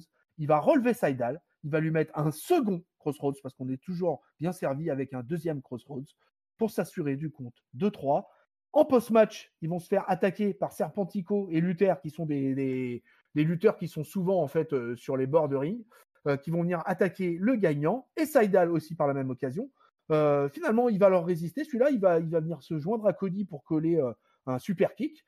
Ils vont les repousser, ils vont leur casser la gueule et ça va se terminer avec Serpentico qui est aplati dans le ring et qui va monter sur le turnbuckle, sur la 3e corde et va mettre le splash of the year, les amis. Sur un compte de 3 de Cody. 1, 2, 3, victoire de Snoop Doggy Dogg contre Serpentico. Papy? Eh ben, on est content hein, de voir ce genre de truc à la télé. Hein. Un rappeur qui nous fait un splash en retombant sur ses pieds, parce que de toute façon, il est pas capable de faire un splash. Mais je pense que sa cousine a bien dû se foutre de sa gueule quand même, parce Ah, que c'est clair. elle qui en fait des super splash, lui, c'était vraiment laid comme pas possible. Et sinon, pour le match, j'ai beaucoup de mal avec les matchs anciens WWE Ça va être un mème. quand ils s'affrontent. Surtout quand j'ai l'impression qu'ils n'ont pas progressé en fait. Surtout Matt Sydal, l'ancien Evan Bourne, j'ai pas vraiment vu l'impression qu'il ait progressé. Alors ça fait un bout de temps pourtant qu'il est parti. Hein. Alors Mais lui, j'ai il est pas straight edge trouvé. maintenant. Ouais, Lui, ça l'a pas rendu meilleur dans le catch. Et mais non, c'est toujours un petit peu. Je suis toujours moins emballé par ce genre de confrontation. Puis, moi, voilà, Cody, c'est mon chouchou, quoi. Je suis vraiment dégoûté qu'il y ait eu ce blaireau qui soit derrière avec sa petite fiche pendant tout le match, à servir à rien, en fait, parce que de toute façon, il comprenait rien à ce qui se passait, il était complètement camé. Donc, qu'est-ce qu'on s'en ouais. fout de Mais, Snoop mais, Dogg, quoi. mais, mais, mais ça fait des ratings, papy, ça fait des Oui, ratings. Ouais, je regarde, sais, comme vous, de manière l'Euro Legend, tu vois, qu'on a reviewé tous les deux. Allez, écoutez, l'Euro, il est en ligne. Eh ben, ils ont fait plus de 2 millions. Ils ont fait une des meilleures audiences là depuis des mois et des mois à Raw là, cette semaine. ça me fait mal au cœur parce on va encore voir plus de vieux, quoi. Ouais. Bon, écoute, Raphaël, Snoop Ouais, Doggy Dogg, il va pas devenir un mème un flash. Ah bah dans le monde du catch et ailleurs, oui, hein, parce que putain, j'ai pensé exactement la même chose que papy, je me suis dit: «Eh ben, sa petite cousine, elle pourrait bien lui donner des leçons, elle a des petits cours quand même, hein». Mais je suis pas trop sûr d'avoir envie que Sasha Banks, se fréquente beaucoup Snoop Dogg parce que c'est pas des bonnes fréquentations ça. C'est le grand cousin qui au repas de famille, a 10 ans de plus que toi et te fait tester la drogue et c'est mal la drogue les jeunes. Voyez ce que ça donne. Après à 50 ans, je sais pas quel âge il a Snoop Dogg, mais il est pas jeune, hein, Ah non, il est plus tout jeune, ouais. ouais, donc bon, on va lui mettre ça de côté, c'est plus belles années, mais quand même, je pense pas qu'il ait jamais réussi un splash. Non, honnêtement, de toute façon, voir des vieux et des non-catcheurs, moi, ça me passionne pas. J'étais pas avec vous pour l'Euro Légende, alors je vais donner très vite mon avis. Je trouve que au moins les segments légendes, ça a au moins l'intérêt, je trouve, de faire très plaisir aux catcheurs en activité. Enfin, Drew, il avait l'air de s'éclater d'être avec Hulk Hogan. Ouais. Ça, c'est sympa. Tu te dis, les mecs, bah voilà, c'est comme partout, hein, comme si un joueur de foot se mettait à jouer avec Pelé ou Maradona. Bon, Maradona plus trop cette année, pauvre petit, mais bon, voilà, ça c'est alors que Snoop Dogg, c'est même pas, enfin, je sais pas, ça les fait rêver aux catcheurs d'être avec Snoop Dogg, je suis pas sûr. Nous, ça nous fait chier. Est-ce que ça a une vraie influence sur les ratings Snoop Dogg, j'ai du mal à y croire, mais bon, on verra les chiffres. On verra, on en parlera. Et sinon sur le match pour moi j'ai trouvé que ouais ça manquait de liant et c'était pas très fluide. C'est globalement alors peut-être que Snoop Dogg qui gigote derrière me faisait un peu chier, mais j'ai pas je sais pas ouais, j'étais pas trop bien dans ce match. J'ai pas vu le fameux botch dont tu parlais, mais là j'ai l'impression que c'était très assez mécanique et peut-être ouais il vient d'arriver Matt Sydal, peut-être pas encore très beaucoup d'harmonie entre tout ça. Il y a encore du boulot. Ok, bon, écoute, c'était le segment What the fuck. Ouais. Ouais, le match était sans plus et vraiment, ouais, ça se termine avec ce truc qui va terminer en mème sur Internet partout. Et Snoop Dogg, il a 49 ans. Et Ouais. bon, voilà, donc écoute, on va passer à autre chose. Et on va passer à la division féminine, puisque enfin on y arrive. On a la AEW Women's Championship qui va se voir s'affronter la championne en titre Hikaru Shida, la japonaise, qui affronte Abaddon, qui débarque de la NWA, qui est passé peut-être un peu par Dark et qui affronte la championne en titre dans un title shot d'out of nowhere. Abaddon est dans une gimmick de monstre horrible, terrifiant, de film d'horreur qui fait très peur. Pas de zombies, hein. De zombies. Hikaru Shida est dans sa gimmick habituelle de japonaise plutôt traditionnelle. Ouais, on reste dans la tradition, je vais dire, avec Hikaru Shida. On va avoir un match de 8 minutes 30. Écoutez, c'était nul. J'ai même pas envie de faire le play-by-play, mais parce que voilà, Abaddon, le truc, c'est qu'elle va tenter d'attaquer Shida avec un kendo stick avant en fait le départ du match, avant qu'elle la rejoigne sur le ring. Finalement, ça va retourner sur le ring. Hikaru Shida va quand même largement prendre le dessus parce que athlétiquement, Hikaru Shida, c'est pas une peintre. Et vraiment, là, on sentait qu'il y en avait une qui était vraiment faiblarde in-ring. Et dans les derniers instants, voilà, de ces 8 minutes, la championne va porter sa superplex de la seconde corde. À noter, hein, elle l'a fait à chaque fois et elle l'exécute parfaitement, cette souplex. Et voilà, Abandon, elle va se relever. Shida, elle va lui coller une clothesline. Elle va tenter au sol, elle va lui tenter un espèce de backslide un peu bizarre. Mais la japonaise, elle va la contrer en roll-up pour un compte de 2. Du coup, elle va revenir, elle va finalement lui placer son Shining Wizard et elle va conserver son titre. 1, 2, 3. Hikaru Shida conserve. Raphaël, la division féminine, you're welcome. Et ben voilà, on m'avait prévenu que c'était pas terrible, mais c'est-à-dire que ce gimmick de zombie, ils sont quand même à l'aise sous le ring à un moment donné pour en ressortir, l'une la bouche pleine de sang et l'autre l'épaule mordue Oui, comme si, ouais, voilà donc j'avais même pas envie d'en parler. non, mais si, parlons-en, c'est du Zombieland, c'est du, voilà, Shaun of the Dead, alors c'est rigolo, ça fait série Z. Enfin, moi, je trouve ça rigolo, par contre, je trouve ça pas du tout dans la situation. C'est-à-dire, c'est pour ça qu'on regarde, du catch, parfois, c'est comme le Boogeyman ou ce genre de trucs. Mais c'est pas raccord, je trouve, avec le titre féminin, entre guillemets, principal. Ça va pas du tout avec l'adversaire, du coup. C'est l'autre, comme tu as dit, c'est une catcheuse japonaise classique. Bon, elle est pas mal, hein. Moi, j'ai jamais trop vu d'autres matchs féminins à la AEW. Je pense qu'elle est pas si mal, cette petite championne. Elle est mimi, elle a un beau physique. Elle fait assez NXT product potentiel, je trouve, justement. Mais par contre, là, oui, c'était sûrement pas. Enfin, j'espère que c'est pas représentatif de la division féminine, mais Papy va me dire sûrement que si. Bah, c'est Papy, représentatif de ce qu'on en réponds-toi, voit. vas-y, papy. Non, mais c'est représentatif de ce qu'on en voit Hikaru Shida, en fait. C'est qu'elle a tout le temps des matchs tout pourris pour se défendre. Alors, elle-même, elle sait catcher, mais à chaque fois, on lui file des adversaires nazes, quoi. Là, Elle est toute seule, quoi. ouais, voilà. Et puis là, Abaddon, je sais plus comment elle s'appelle, là. Sur le coup, je la connaissais pas du tout, mais j'en avais déjà entendu parler. Abandonne, elle s'appelle. Abandon, voilà, Abandon. J'en avais jamais entendu Abandonne. parler. Et puis alors là, quand tu la vois arriver, en fait, c'est une petite grosse qui est toute peinturlurée et qui sait à peine catcher. Et tu te dis, mais qu'est-ce que c'est que ce scandale, quoi? Effectivement, je suis d'accord. Non, mais quand je dis ça, c'est pas, enfin, c'est parce que je suis d'accord. Je relève ce qu'a dit Raphaël et je suis d'accord avec lui. Ça me fait penser à des Boogeyman, à des Hornswoggle, à tout ce que tu veux. Des gens qui peuvent faire du comedy wrestling, mais qui sont pas là pour catcher dans le top d'une division, quoi. Hikaru Shida, c'est la championne. Tu vas pas lui foutre un catcheur, un comedy wrestling ou un je sais pas quoi qui en face d'elle, quoi. Je trouve ça n'a aucun sens. Et par contre, effectivement, le passage sous le ring, j'ai trouvé son utilité. C'était la même utilité que Snoop Dogg, c'était la même utilité que toutes les fois pendant le show où ils nous ont parlé de Bobby Show, puisqu'ils nous avaient foutu une superbe bannière devant le ring et que du coup, bah, ils sont restés 3 plombes à filmer la bannière alors que les autres se battaient sous le ring. Et voilà, donc ils ont fait énormément de pub pour ce show et où, pour info, c'est Cody qui participe au jury avec Snoop Dogg notamment. Donc c'est pour ça qu'ils en parlaient tout le temps, tout le temps, tout le temps. Oui.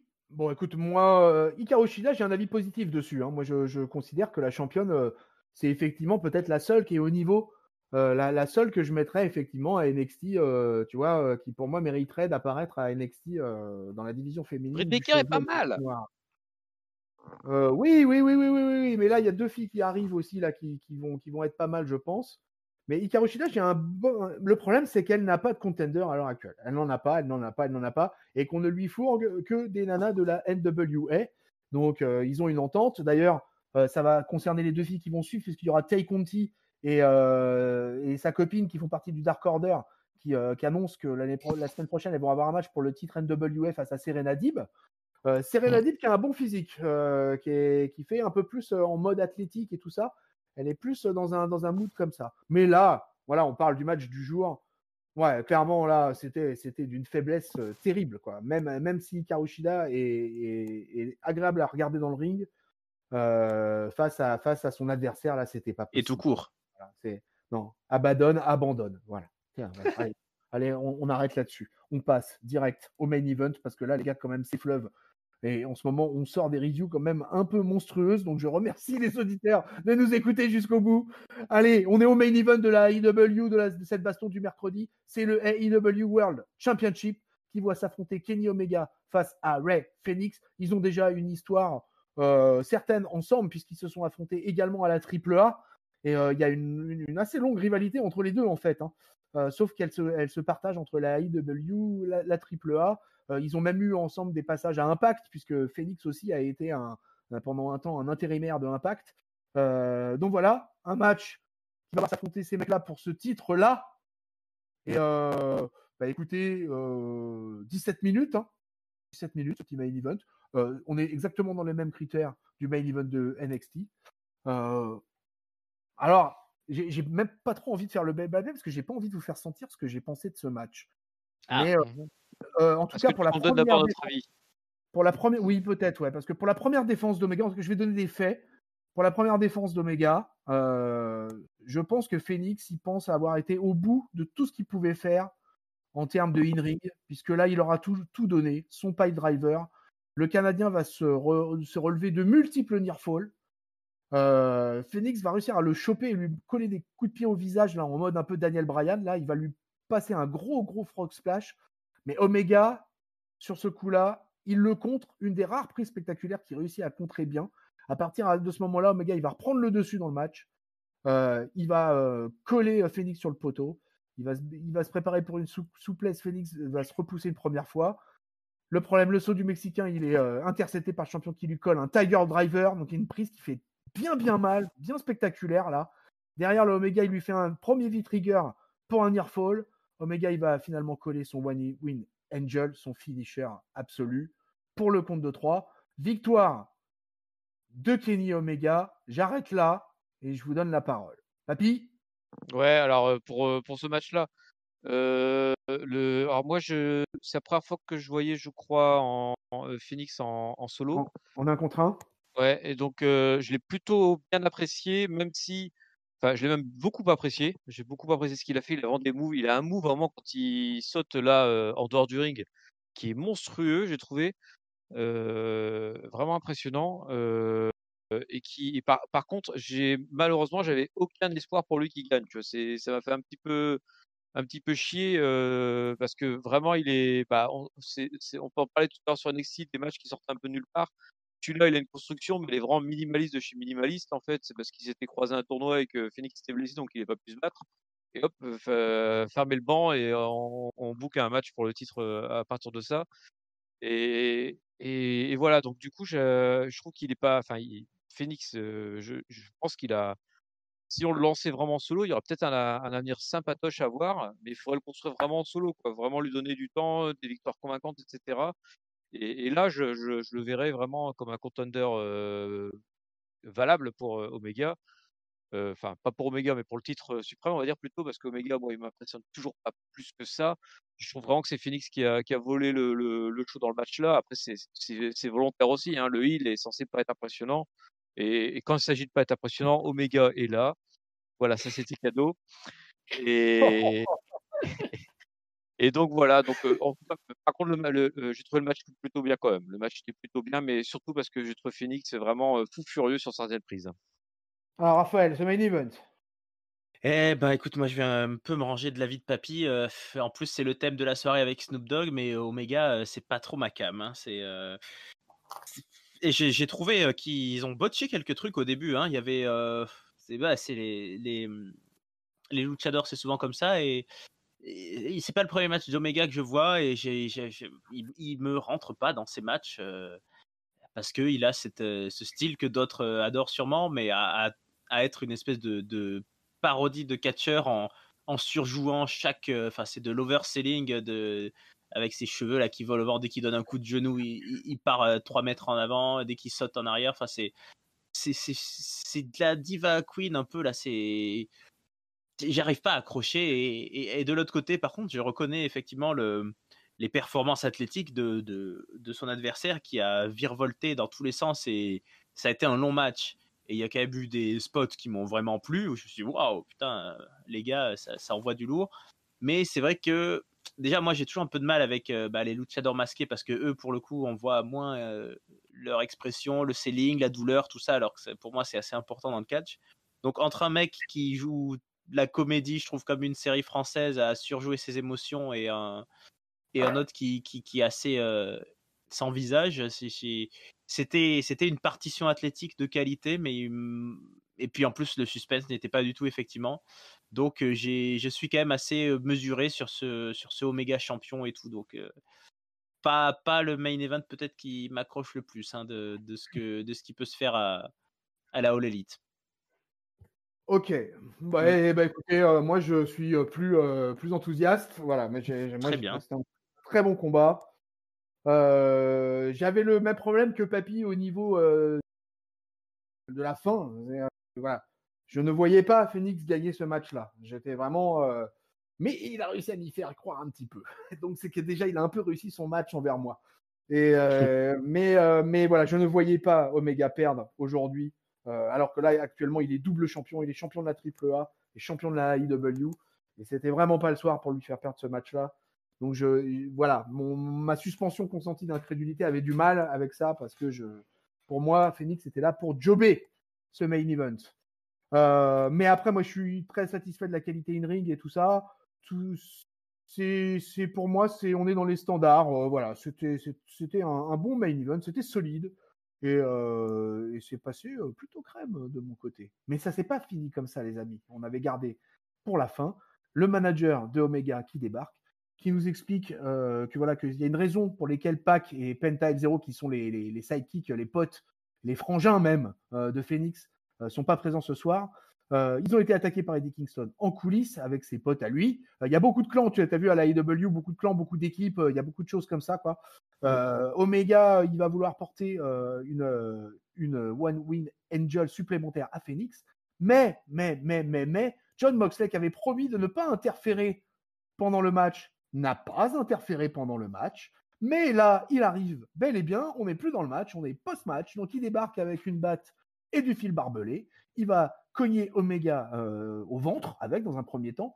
Là-dessus, on a les Good Brothers. Oui, vous avez bien entendu, Karl Anderson et Luke Gallows, l'équipe d'Impact Wrestling, qui débarquent également, qui viennent attaquer Moxley. Ils lui mettent un petit Magic Killer pour la route. Il donne la batte à Omega qui va se venger, qui va allègrement tabasser le Jon Moxley. Là-dessus, il y a une autre tag team qui va arriver, les Varsity Blondes, Brian Pillman Jr., le fils de, et Griff Garrison, qui vont débarquer à la rescousse. Gallows va être intraitable, le géant va fracasser les deux mecs. Il y a d'autres locardeurs qui essayent de sauter dans le ring, qui essayent de s'en sortir, mais ils se font tous dégager du ring. Moxley, il va tenter un comeback, il va quand même mettre une droite à Karl Anderson, mais ça va pas suffire. Il est en infériorité numérique, le John, et du coup, il va falloir attendre un peu. Il va continuer à se faire un peu tabasse. Là-dessus, il y a les Young Bucks qui débarquent. Ils essayent, dans un premier temps, de raisonner Omega et les Good Brothers. Ils ont été coéquipiers, il faut le savoir, du temps du Bullet Club. Et ça va se conclure avec un super kick de Matt Jackson sur Garrison, donc sur un des Varsity Blondes. Omega va venir faire un petit tout suite avec Callis, Anderson, Gallows, etc. Omega également. Les Bucks vont hésiter, mais finalement, ils vont se joindre à toute la team et on aura un tout suite général. Raphaël, là, il y a quelques codes que tu connais bien dans ce match quand même. Oui, bien sûr. Dans ce post-match. Ouais. Alors, le segment final, plutôt bien aimé. Alors, c'est tous les catcheurs que tu as cités, c'était ceux qui faisaient partie du public, si j'ai compris, qui sont venus un peu aider. Voilà. Voilà, aider Jon Moxley. Moxley va probablement avoir une revanche, même si on sait qu'il va être occupé à des affaires plus familiales, donc il va sûrement pas avoir de grosses remises au sommet de l'affiche ces prochaines semaines, parce que voilà, il attend un heureux événement et on sait qu'en général ils prennent un petit peu de vacances les catcheurs. Mais alors moi il y a un truc qui va peut-être me gêner si je regarde la AEW plus souvent, c'est que quand même je trouve ça prend du temps tout ça, et je l'ai expérimenté là en regardant et NXT et le Dynamite la même journée. Et alors je sais qu'il y a des fans de catch qui passent beaucoup de temps à regarder du catch, et c'est une belle passion. Mais en fait, pour moi, chaque fédération, chaque division même, c'est un peu comme une série télé. Quand tu regardes Raw, SmackDown, NXT, ça a ses histoires. Et en fait, la All Elite, ils ont l'air d'être vraiment dans un partenariat de fédération qui est sûrement cool pour eux. Mais alors, comme tu l'as dit, entre les passages à la AAA avec les Mexicains, le partenariat avec la TNA, enfin Impact, et du coup des mecs qui arrivent d'un peu partout chez tout le monde, j'ai l'impression qu'en fait, si tu veux vraiment suivre ce qui se passe, il faut suivre 3 fédérations en même temps. Et ça, c'est peut-être... ça va peut-être perdre du monde au passage. En tout cas, moi, là, je me dis, j'ai pas forcément envie de regarder à la TNA s'il va y avoir Gallows, Anderson, et puis Ambrose, et puis tout ça, enfin Moxley. Donc c'est un peu compliqué à suivre. Par contre, ma foi, s'ils arrivent à récupérer un peu cette histoire du Bullet Club, moi j'ai plutôt senti les Young Bucks comme étant venus un peu quand même sauver la peau de John Moxley et temporiser et calmer un peu les autres. Je suis pas sûr qu'ils restent tous copains très longtemps, tous ces mecs-là, mais par contre, oui, là, ils utilisent des codes, évidemment, qui parlent au monde du catch. Voilà, on sait qui c'est un peu toutes ces histoires-là, on les a vues à la WWE, on sait que ça vient du Japon, donc c'est bien, ils ont raison, c'est une jeune fédération, ils peuvent pas faire sans les historiques passés, donc pourquoi pas. C'était ouais, voilà, c'était Et une fin main eventesque. ils font des partenariats de toute façon avec Ouais. plusieurs fédés, la NWA, Impact, voilà, il y a un vrai échange entre ces fédés-là. Au final, c'est la All Elite Wrestling, ils ont besoin aussi de ce vivier-là, et je trouve que c'est bien qu'il y ait du crossover comme ça. Il y a beaucoup de gars à la All Elite Wrestling qui sont dans des fédérations mexicaines également, et dans des canadiennes aussi, tu vois. Donc il y a un vrai dispatching un peu des gars qui viennent un peu de divers horizons. Ils ont une émission aussi qui s'appelle Dark, et voilà, où là il y a beaucoup de matchs, en fait, c'est que des matchs qui s'enchaînent, et des matchs courts en général. Ça, c'est pour donner du ranking en fait aux catcheurs. Et quand ils apparaissent à Dynamite le mercredi, on explique que voilà, ils ont gagné 3 matchs à Dark, etc. Tu vois. Donc voilà à peu près le fonctionnement. Et bah écoute, ainsi s'achève. À mon avis, tu t'en fous, moi. Oh, excuse-moi, papy, je t'ai oublié. Ouais, tu sais, moi aussi, c'est Alzheimer qui commence, quoi. Alors là, non, je m'en fous absolument pas de ton avis, mon papy. Non, mais je vais faire très court. Raphaël, je pense qu'on peut suivre sans se taper les autres fédérations. Voilà, j'ai voulu vivre l'expérience à fond la première fois en regardant Impact. Après avoir regardé les W, et Impact, c'était un calvaire parce qu'on parlait de manque d'ambiance à NXT. Mais alors, Impact, sans public, sans rien, avec juste, comment il s'appelle, l'ancien commentateur de la WWE, là, Josh Matthews qui commande de ses chiottes. Franchement, c'est une horreur. C'est une horreur, il se passe rien, c'est pas intéressant. Donc ne regarde pas Impact, c'est nul, c'est nul. Voilà. Je regarde pas Impact, pas du tout. Et sinon, par contre, Je l'ai regardé à une époque. En tout cas, ouais, moi aussi, à une époque, je regardais beaucoup Impact et j'adorais ça, mais là, franchement, c'était complètement vide quand j'ai regardé. Ils ont même pas mis en valeur justement le passage d'Omega. Bref, parenthèse refermée sur Impact. Moi, je suis très content finalement en fait de cette fin de Main Event parce que je me dis putain, enfin ça bouge un peu. Je trouvais que ça bougeait pas trop finalement dans le show, et là j'ai enfin une action qui se passe, enfin un truc qui se passe pour Omega qui a enfin un clan. Et tu vois, vu que c'est un peu la tête d'affiche désormais du show et que c'est amené à le rester, parce que comme tu l'as dit, Raphaël, Ambrose, enfin Moxley va pas prendre la ceinture tout de suite a priori. Donc autant avoir, quitte à mettre Omega, même si comme toi j'ai des grosses réserves sur son in-ring, quitte à le mettre en haut, autant blinder le truc avec un clan, quoi. Et là j'ai trouvé que c'était plutôt bien amené. Ainsi s'achève sur cette analyse de papy, ce main event de la IW. Les gars, on y est, on est 3, on a un vote chacun. Vous avez la possibilité de voter NXT, AEW, ou donner un draw. On va commencer par la jeunesse triomphante, on va commencer par le Raphaël hier. Eh ben, écoute, c'est pas. Moi, je vote NXT pour cette première édition, mais parce que on a clairement eu une différence. Même si c'est ce fameux New Year's Smash pour la All Elite, il y a quand même eu des segments micro, des segments backstage. Ça ressemblait plus à un weekly, alors que NXT a plutôt joué l'ambiance que des matchs. En fait, on a eu que ça. Voilà, Vince a quand même encore mon vote. Il y a moins de gens à l'écran. Hein. C'est vrai que la All Elite, ça donne vraiment l'impression de voir beaucoup de gens passer et on sait plus vite trop qui est qui. Bon, là, c'est peut-être un biais personnel. Hein. C'est sûr que quand je vois Gargano, je sais qui c'est, Karrion Cross, tout ça, NXT, je suis un peu plus, donc je m'investis plus. Et puis on a eu quand même ne serait-ce que pour le Last Woman Standing match et pour le main event des Irlandais qui se pètent des mâchoires, j'ai préféré NXT. Papy, c'est ton tour. Ouais, et malheureusement pour le suspense, je pense que je vais un peu le flinguer tout de suite. Parce que, alors j'ai limite préféré le main event de l'AEW parce qu'il y a un post-match sympa, parce que le match en lui-même était pas si dégueu et que j'ai trouvé Ray Phoenix plutôt bien par rapport à celui de NXT qui était somme toute bien plus classique. Par contre, le reste du show, j'ai trouvé que NXT avait quasiment aucun point faible dans son show, tandis que les AEW, il y a des trous de partout, quoi. Donc, il y a quand même beaucoup de trucs qui étaient pas bons, voire vraiment très, très moyennasse. Et donc, du coup, sans trop de surprise, je donne aussi mon point à NXT pour cette semaine. Bien, on a déjà un vainqueur. On sait déjà que NXT a remporté la baston du mercredi. Hashtag, je sais même plus, la 17. 17. Eh ben écoutez, tous vos arguments se tiennent. J'étais un peu parti sur un match nul, moi.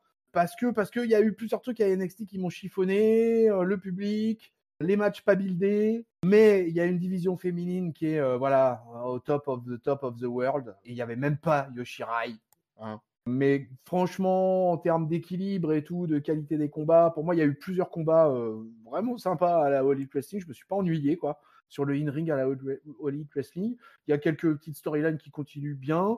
Effectivement, à la fin, je peux comprendre votre avis sur l'arrivée des mecs d'Impact et tout. Donc, je crois que ça va être une unanimité. Je vais pas mettre de match nul pour cette première émission de la deuxième saison. Et je vais vous rejoindre, les gars, et je vais mettre NXT. Donc, victoire de NXT. Ça nous fait sur un compte global 7 victoires pour la AEW, 7 victoires pour la NXT et 3 matchs nuls. Et pour la première saison, on est à 1-0 pour NXT. Raphaël, un petit commentaire là-dessus ? Eh ben écoute, ça commence bien. Finalement, c'était pas si mal, c'est chaud et ça me fait plaisir d'être avec vous et d'avoir commencé l'année là-dessus. La semaine prochaine sera intéressante parce que pour le coup, NXT a rien de prévu de spécial, rentrer un peu dans le rang. Alors que normalement, la All Elite, c'est la deuxième édition du Smash. Je regarderai pour voir Miro sur le ring. Et peut-être que je serai parmi vous, je ne sais pas, on verra comment on s'organise le timing. Mais ouais, c'est vraiment deux fédérations différentes. Là, je trouve que ça saute aux yeux. Hein. Il y en a une qui a beaucoup de choses à créer, qui a toute une histoire à se faire et qui mine de rien, est... La All Elite, ils ont des vieux, tu vois, ils ont Sting, tout ça, machin. Ça ressemble plus à un roster de SmackDown ou de Raw. Mais parce que c'est le mercredi et parce que c'est les petits nouveaux, on les met au niveau de la NXT qui est un territoire de développement. Donc c'est une comparaison un peu étonnante, un peu décalée, mais c'est intéressant de comparer quand même, de comparer ces deux shows. Donc c'est une émission qui prend tout son sens et on a fait une belle baston, je pense. Papy, toi, t'es un vieux routier de la baston maintenant. Ouais, et puis en fait, je me demande si les IW, ce qui en passe un petit second show ou à remettre plus dans leur dark pour pouvoir étaler un peu plus son roster qui, comme je l'ai dit, il me semble boursouflé. Mais bon, effectivement, la semaine prochaine devrait avoir une affiche totalement différente parce que NXT là, nous a fait un méga show de rentrée. Je pense que si on compare même à SmackDown Hero, je pense que NXT est le meilleur show des 4 shows, on va dire, avec les AEW pour son show de rentrée. Et donc, du coup, la semaine prochaine, l'AEW va poursuivre lui son spectacle. Donc, le NXT va certainement relancer plus des histoires au long cours et aussi lancer le Styro de Tag Team, quand même. Donc, là, on aura un peu de Tag Team qui va revenir à NXT. Donc, ça sera totalement différent, effectivement, par rapport à là où on a eu que des matchs individuels. Ok, victoire de NXT. Eh bien, messieurs, ainsi ne s'achève pas tout à fait cette review parce qu'on va faire un petit truc, petite surprise, parce que en fait, écoutez, c'est la première baston de l'année 2021. On est bien content d'être en 2021 là, hein. On est heureux, on baigne dans notre jus et on vient de sortir les awards. Grosse émission de plus de 3 heures et j'avais envie de faire un truc hyper rapide, surtout que Rafa commence juste avec la All Elite Wrestling. Par contre, il connaît un peu NXT. Je voulais vous faire, voilà, on est dans une baston, donc il faut avoir de l'intuition, il faut être intuitif, donc faire des awards intuitifs. Je vais vous donner les divisions dans chaque truc, ou un catcheur ou catcheuse, et bim bam boum, à l'intuition et surtout avec votre cœur, et je sais qu'il est grand, vous me donnez votre awards de l'année à NXT. On va commencer avec NXT et on fera AEW après. Allez, Tag Team Division. NXT, merde, les Brisongo. Ouais, Imperium. Je n'ai pas trop suivi. Catcheuse. Alors, Rhea Ripley. Moi, je vais donner Rachel Gonzalez. Catcheur. Catcheur. Ah, si, bien sûr. Ah non, tiens, j'aurais pu donner Karen Cross, mais je vais donner son adversaire, là. L'archer, là. Damien Priest. Comment il s'appelle ? Damien Priest, ouais, qui m'a fait vraiment une belle... beaucoup de cœur. Ouais, Kelly O'Reilly, quand même. Si, allez. Commentateur. Tonton Chris. Wade Barrett. Ouais, Wade Barrett. Wade Wade Barrett, la Barrett. classe, quand même. Ah Ouais, ouais, la moi classe. aussi, je suis unanime. Wade Barrett, pareil. Elle a exactement la même, quoi. La révélation de l'année pour vous à NXT, c'est qui? J'ai déjà dit Rachel Gonzalez, donc je vais pas peut-être la dire 2 fois. Ah, pas mal. Ah ouais, mais Mais pas si, mal si, quand ouais, je même. vais Rachel Gonzalez. Allez, du coup, je remets Io Shirai pour la féminine. Comme ça, voilà, j'équilibre. Ouais, alors moi, je sais plus trop qui a commencé cette année. Est-ce que Dexter Lumis c'est une révélation de cette année? Il Oui, était là. oui, Ouais, Oui. ouais, quand oui, même, oui. hein. 2020, ouais, ouais, ouais, ouais, Si, ouais, si, tout à hein. fait, ouais. Belle Tout à année, fait, hein, ouais. belle année. Et pour vous, et si vous avez le souvenir, si vous l'avez pas, c'est pas grave, mais pour vous, le meilleur pay-per-view que vous ayez vu de NXT cette année, c'est quoi? Ah, moi, je Ouais. boycotte les awards pay-per-view, j'ai déjà dit. Ah oui, c'est vrai. Ah oui, c'est Là, vrai. je sais Alors, pas. Non, je ne saurais pas dire. Papy? J'ai pas de souvenir de pay-per-view de pay-per-view en particulier, mais je me souviens d'un pay-per-view où on a eu un super match pour le titre nord-américain à l'échelle. Ouais, Alors, à tu l'échelle, pourras ouais. peut-être me dire lequel c'était, mais Ouais. c'était un pay-per-view où j'avais trouvé que l'ensemble des matchs nous avait permis d'oublier un peu ce confinement. Et je l'avais trouvé plutôt au-dessus du lot, ce pay-per-view-là. Et la prise de titre de Keith Lee dans le Triple Threat aussi Ouais. était le double titre. C'était un beau match, ça aussi, ça. Ouais. C'était bon. Par- Bon, allez. Ouais, très bien. Bon, là, je crois que j'ai fait le tour. Ouais. AEW. Alors là, pour Rafa, je sais pas comment on met. Catcher. Ouais, on est bien parti là. Je veux dire MJF, parce que MJF, c'est un petit jeune qui débute et qui, je trouve, donne de la personnalité au show. Ok. Ouais. Moi, je mets Chris Jericho. Chris Jericho, ouais, c'est bien. Bon, on pourrait mettre Brody Lee pour l'hommage. Oui. J'ai Très plombé bien. l'ambiance, désolé. Ah, très bien, très bien. Catcheuse. Haha. Bah, Si, tiens, j'ai des Britt Baker, moi. Tiens. Parce que je voudrais D'accord. qu'elle soit plus souvent dans le main event. Moi, je vais donner Hikaru Shida. Je vais rester sur la championne. Ouais, moi aussi. Je sais pas du tout, je passe sinon. Je les Tag, connais pas. tag team. Je vais te faire plaisir, je veux dire les frères mexicains, les Lucha Bros. Les Lucha Brothers. Raphaël, toi, t'as une idée un Ouais, peu de tag team? T'en bah, connais quand même quelques-uns. ouais, j'ai pas vu beaucoup de matchs, hein. J'ai envie de dire les Young Bucks, ils sont quand même, c'est les stars, quoi. J'ai envie de dire eux, même s'il y en a d'autres qui sont sympas, mais ouais, c'est un peu les tauliers maintenant. Commentateur. Entre Tony Schiavone, J.R. Ross, Eh ben Jericho, c'est bon. Excalibur ou Jericho. On va dire Excalibur parce que les 2 autres sont complètement rincés et d'ailleurs on l'a vu avec Jericho, une fois qu'il est arrivé, il a un peu volé la vedette parce que les 2 autres étaient complètement largués. Parfois, ils comptent même pas ce qui se passe dans le ring, donc c'est terrible. C'est ce qu'a dit Jericho d'ailleurs à un moment. Bah non, mais ils sont complètement rincés, hein. Il a dit: «Parlez du match là». Voilà. Allez. Et ben voilà, nous on va arrêter de Tu parler des fais matchs. pas révélation ou Ma révélation à moi, bah écoute, j'ai bien envie de te suivre mon papy sur la Raquel Gonzalez parce que vraiment, moi c'est une catcheuse que vraiment je trouve spectaculaire, méchante, avec un vrai physique, une vraie powerhouse. Tu sens le danger quand elle arrive sur le ring, cette fille. Et ça, moi j'aime bien, quoi. Tu vois, j'aime bien chez un catcheur quand tu sens le danger. et à l'AEW, t'es de révélation? Et à la IW, bah pour moi, il y en aurait eu peut-être plusieurs, mais bah déjà Phoenix en individuel, parce qu'il a pas mal catché en individuel, et malheureusement il s'est blessé dans un moment où il était plutôt pas mal, et parce que je l'aurais bien mis, lui. Je sais que par exemple un Amiral aurait certainement mis un Darby Allin ou un Sammy Guevara, tu vois. Mais moi, quand même, un de mes chouchous. En fait, je vais te dire, ma révélation, c'est Brody Lee. Parce que Brody Lee, il est arrivé en mars, et qu'il a complètement changé du sol au plafond sa gimmick et son personnage par rapport à la WWE. Il est devenu un chef d'un gros clan et je l'ai découvert comme je ne l'avais jamais vu, Brody. Donc ça sera été lui, ma révélation en 2020. Voilà. Ah, ça, je regrette vraiment de ne pas avoir plus. C'était vraiment la période où je regardais pas trop, donc je l'ai quasiment jamais vu catcher. Je regrette un peu, quoi. Mon catcheur de l'année, c'est Jericho. Ma tag team de l'année, c'est les Young Bucks. Même si j'adore les Lucha Brothers, c'est que c'est mon équipe préférée, les Lucha Brothers. Mais pour moi, sur le long terme et sur le booking et sur le nombre de matchs et puis le titre et tout ça, c'est les Young Bucks qui méritent d'être pour moi les champions incontestés. Chez les filles, je garde Shida. Le commentateur, bah, comme vous, je vais pas prendre Jericho, je vais prendre Excalibur parce que j'aime les hommes masqués. Vous connaissez mon amour pour les hommes masqués. Et voilà, je crois que j'ai fait le tour. Et ben voilà, les gars. Ouais. Pour Ouais, tonton vas-y. Chris, j'allais dire pour toi, tu mets Lucha quelque part et puis hop, tonton Chris il donne son vote, hein. C'est vrai. Moi, je vote d'ailleurs pour Lucha Cody Rose dans la révélation. Non, mais moi, je Ah, vais aller en Essonne et je Cody vais Rhodes, ouvrir une Lucha Pizzeria. Je vais avoir du monde. Non, mais Cody Rhodes a fait une belle année. Hein. Cody Rhodes, il a été champion de C'est- TNT. Mm. Et il ne faut pas oublier qu'il est producteur, vice-président. Le mec, voilà, à l'âge qu'il a, ben, chapeau Cody Rhodes quand même. Ouais, et moi, Mais- en fait, moi, ça faisait très longtemps enfin, très longtemps. Je l'ai pas vu catcher pendant longtemps, pendant tout le moment où il est parti, en fait, la WWE, et je trouve qu'en fait, il a vraiment atteint la maturité, là. On sent vraiment le mec, c'est le patron, c'est le taulier. Il améliore son in-ring encore, notamment son espèce de stunner, là, où il saute depuis il rebondit sur les cordes, puis il enchaîne sur un stunner, qui est assez impressionnant.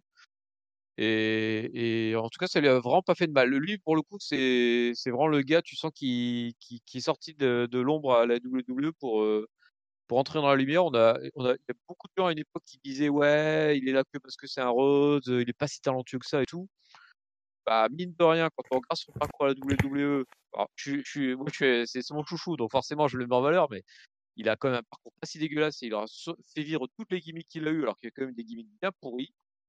Et là, la AEW, c'est le patron, et je trouve qu'il fait vraiment, qu'il travaille vraiment pour les autres, hein, je trouve. Hein. Donc, même Darby Allin, il a mis super en valeur, alors que franchement, il est pas Voilà, en mais quoi. il met over grave. Il va être papa cette année. Voilà, il a fait une année 2020 pleine. Il catch. Il a fait des matchs super stiff. Il a été champion longtemps du TNT. Il le perd finalement face à Brody dans un match bien violent. Le mec gère la production, le booking. Il est vice-président de la compagnie. Je sais plus quel âge il a exactement, Cody Rhodes, mais Il moi est pas vieux, hein. j'ai que du respect pour lui, quoi. Hein, et franchement, c'est vraiment un mec qui m'aura impressionné tout au long de cette année de la All Elite Wrestling. 35 ans, Cody Rhodes. Franchement, il a l'âge de 35 ans, Drew la McIntyre. vache, la vache. Pour un patron, épaté. Hein. Ah ouais, non, respect. Hein. Raphaël, une réaction? Ouais, il me reste 5 ans pour devenir patron. Non, mais c'est vrai que c'est sa fédération, et en même temps, on sent qu'il le vit comme tu dis, comme un producteur. C'est-à-dire qu'il s'est pas amusé à se donner le titre mondial et à faire tous les main events directs. Non, il est dans la mid-card. Il est tout le temps dans la mid-card, Cody. Il s'est mis dans la mid-card, il s'est donné une ceinture quand même, parce que son nom fait quand même un peu vivre le produit aussi. Hein. C'est quand même une des stars. Voilà, tous ceux qui sont passés par la WWE, mine de rien, sont quand même plus connus que les autres. Donc, je trouve qu'il gère bien son business. Après, c'est vrai que j'ai pas assez suivi comme vous pour pouvoir en dire de sa qualité in-ring, mais évidemment, il a pris une aura qu'il n'avait pas à la WWE. Là, il est patron. Ouais, il est patron, comme vous dites. C'est le Triple H du coin. Ok. Eh ben, écoutez, les amis, on va terminer cette baston là-dessus. Fleuve. Fleuve carrément. De ce NXT, ce 437e NXT et ce 67e Dynamite du 6 janvier 2021. On enchaîne la promo, c'est toujours chaud. Allez sur le site officiel catchuppourlepodcast.fr. Allez sur YouTube, laissez des commentaires, actionnez la cloche. Vous nous retrouvez sur toutes les plateformes de podcast, Apple Podcasts, Podcloud, Spotify, Deezer, Google Podcasts, les réseaux sociaux Twitter, Facebook, Instagram. Rejoignez-nous sur la communauté Catch-Up de Discord. Le lien est dans la description. Mon Raphaël, je te remercie beaucoup d'être venu en triple frite pour cette première baston du mercredi 2021. Mais ce fut un plaisir, et merci beaucoup à toi pour ce hosting de qualité. Mon papy, le vieux routier, remets tes dents, rebranche ton sonotone. Normalement, tu es opérationnel pour retourner à ta chambre. Merci bien de me raccompagner à ma chambre, tonton. Merci pour le hosting. Et puis, bienvenue à Raphaël dans le monde violent de la baston. Oui, et par contre, la semaine prochaine, vous gardez bien les portes. Alors, vous choisissez entre Sting et Ric Flair, mais vous en laissez sortir que un sur les deux. Hein. On va faire un effort, là. On y est, on est à la fin. En ligne, vous avez déjà les awards. Vous avez nos meilleurs vieux pour la review de Monday Night Raw, qui est en ligne également disponible sur YouTube. On vous fait des bisous. On vous souhaite une bonne semaine pleine de catch. On vous met des cordes à linge plein la face. Salut Rafa. Hell yeah! Salut à tous. Salut papy. Salut tonton. Salut Rafa. Salut à tous. Et salut peuple de Catch-Up. Catch-Up.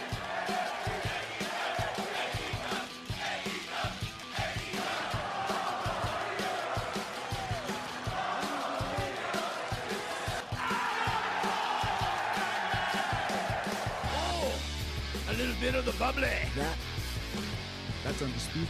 I'm better than you, and you know it. And we are NXT. War Games.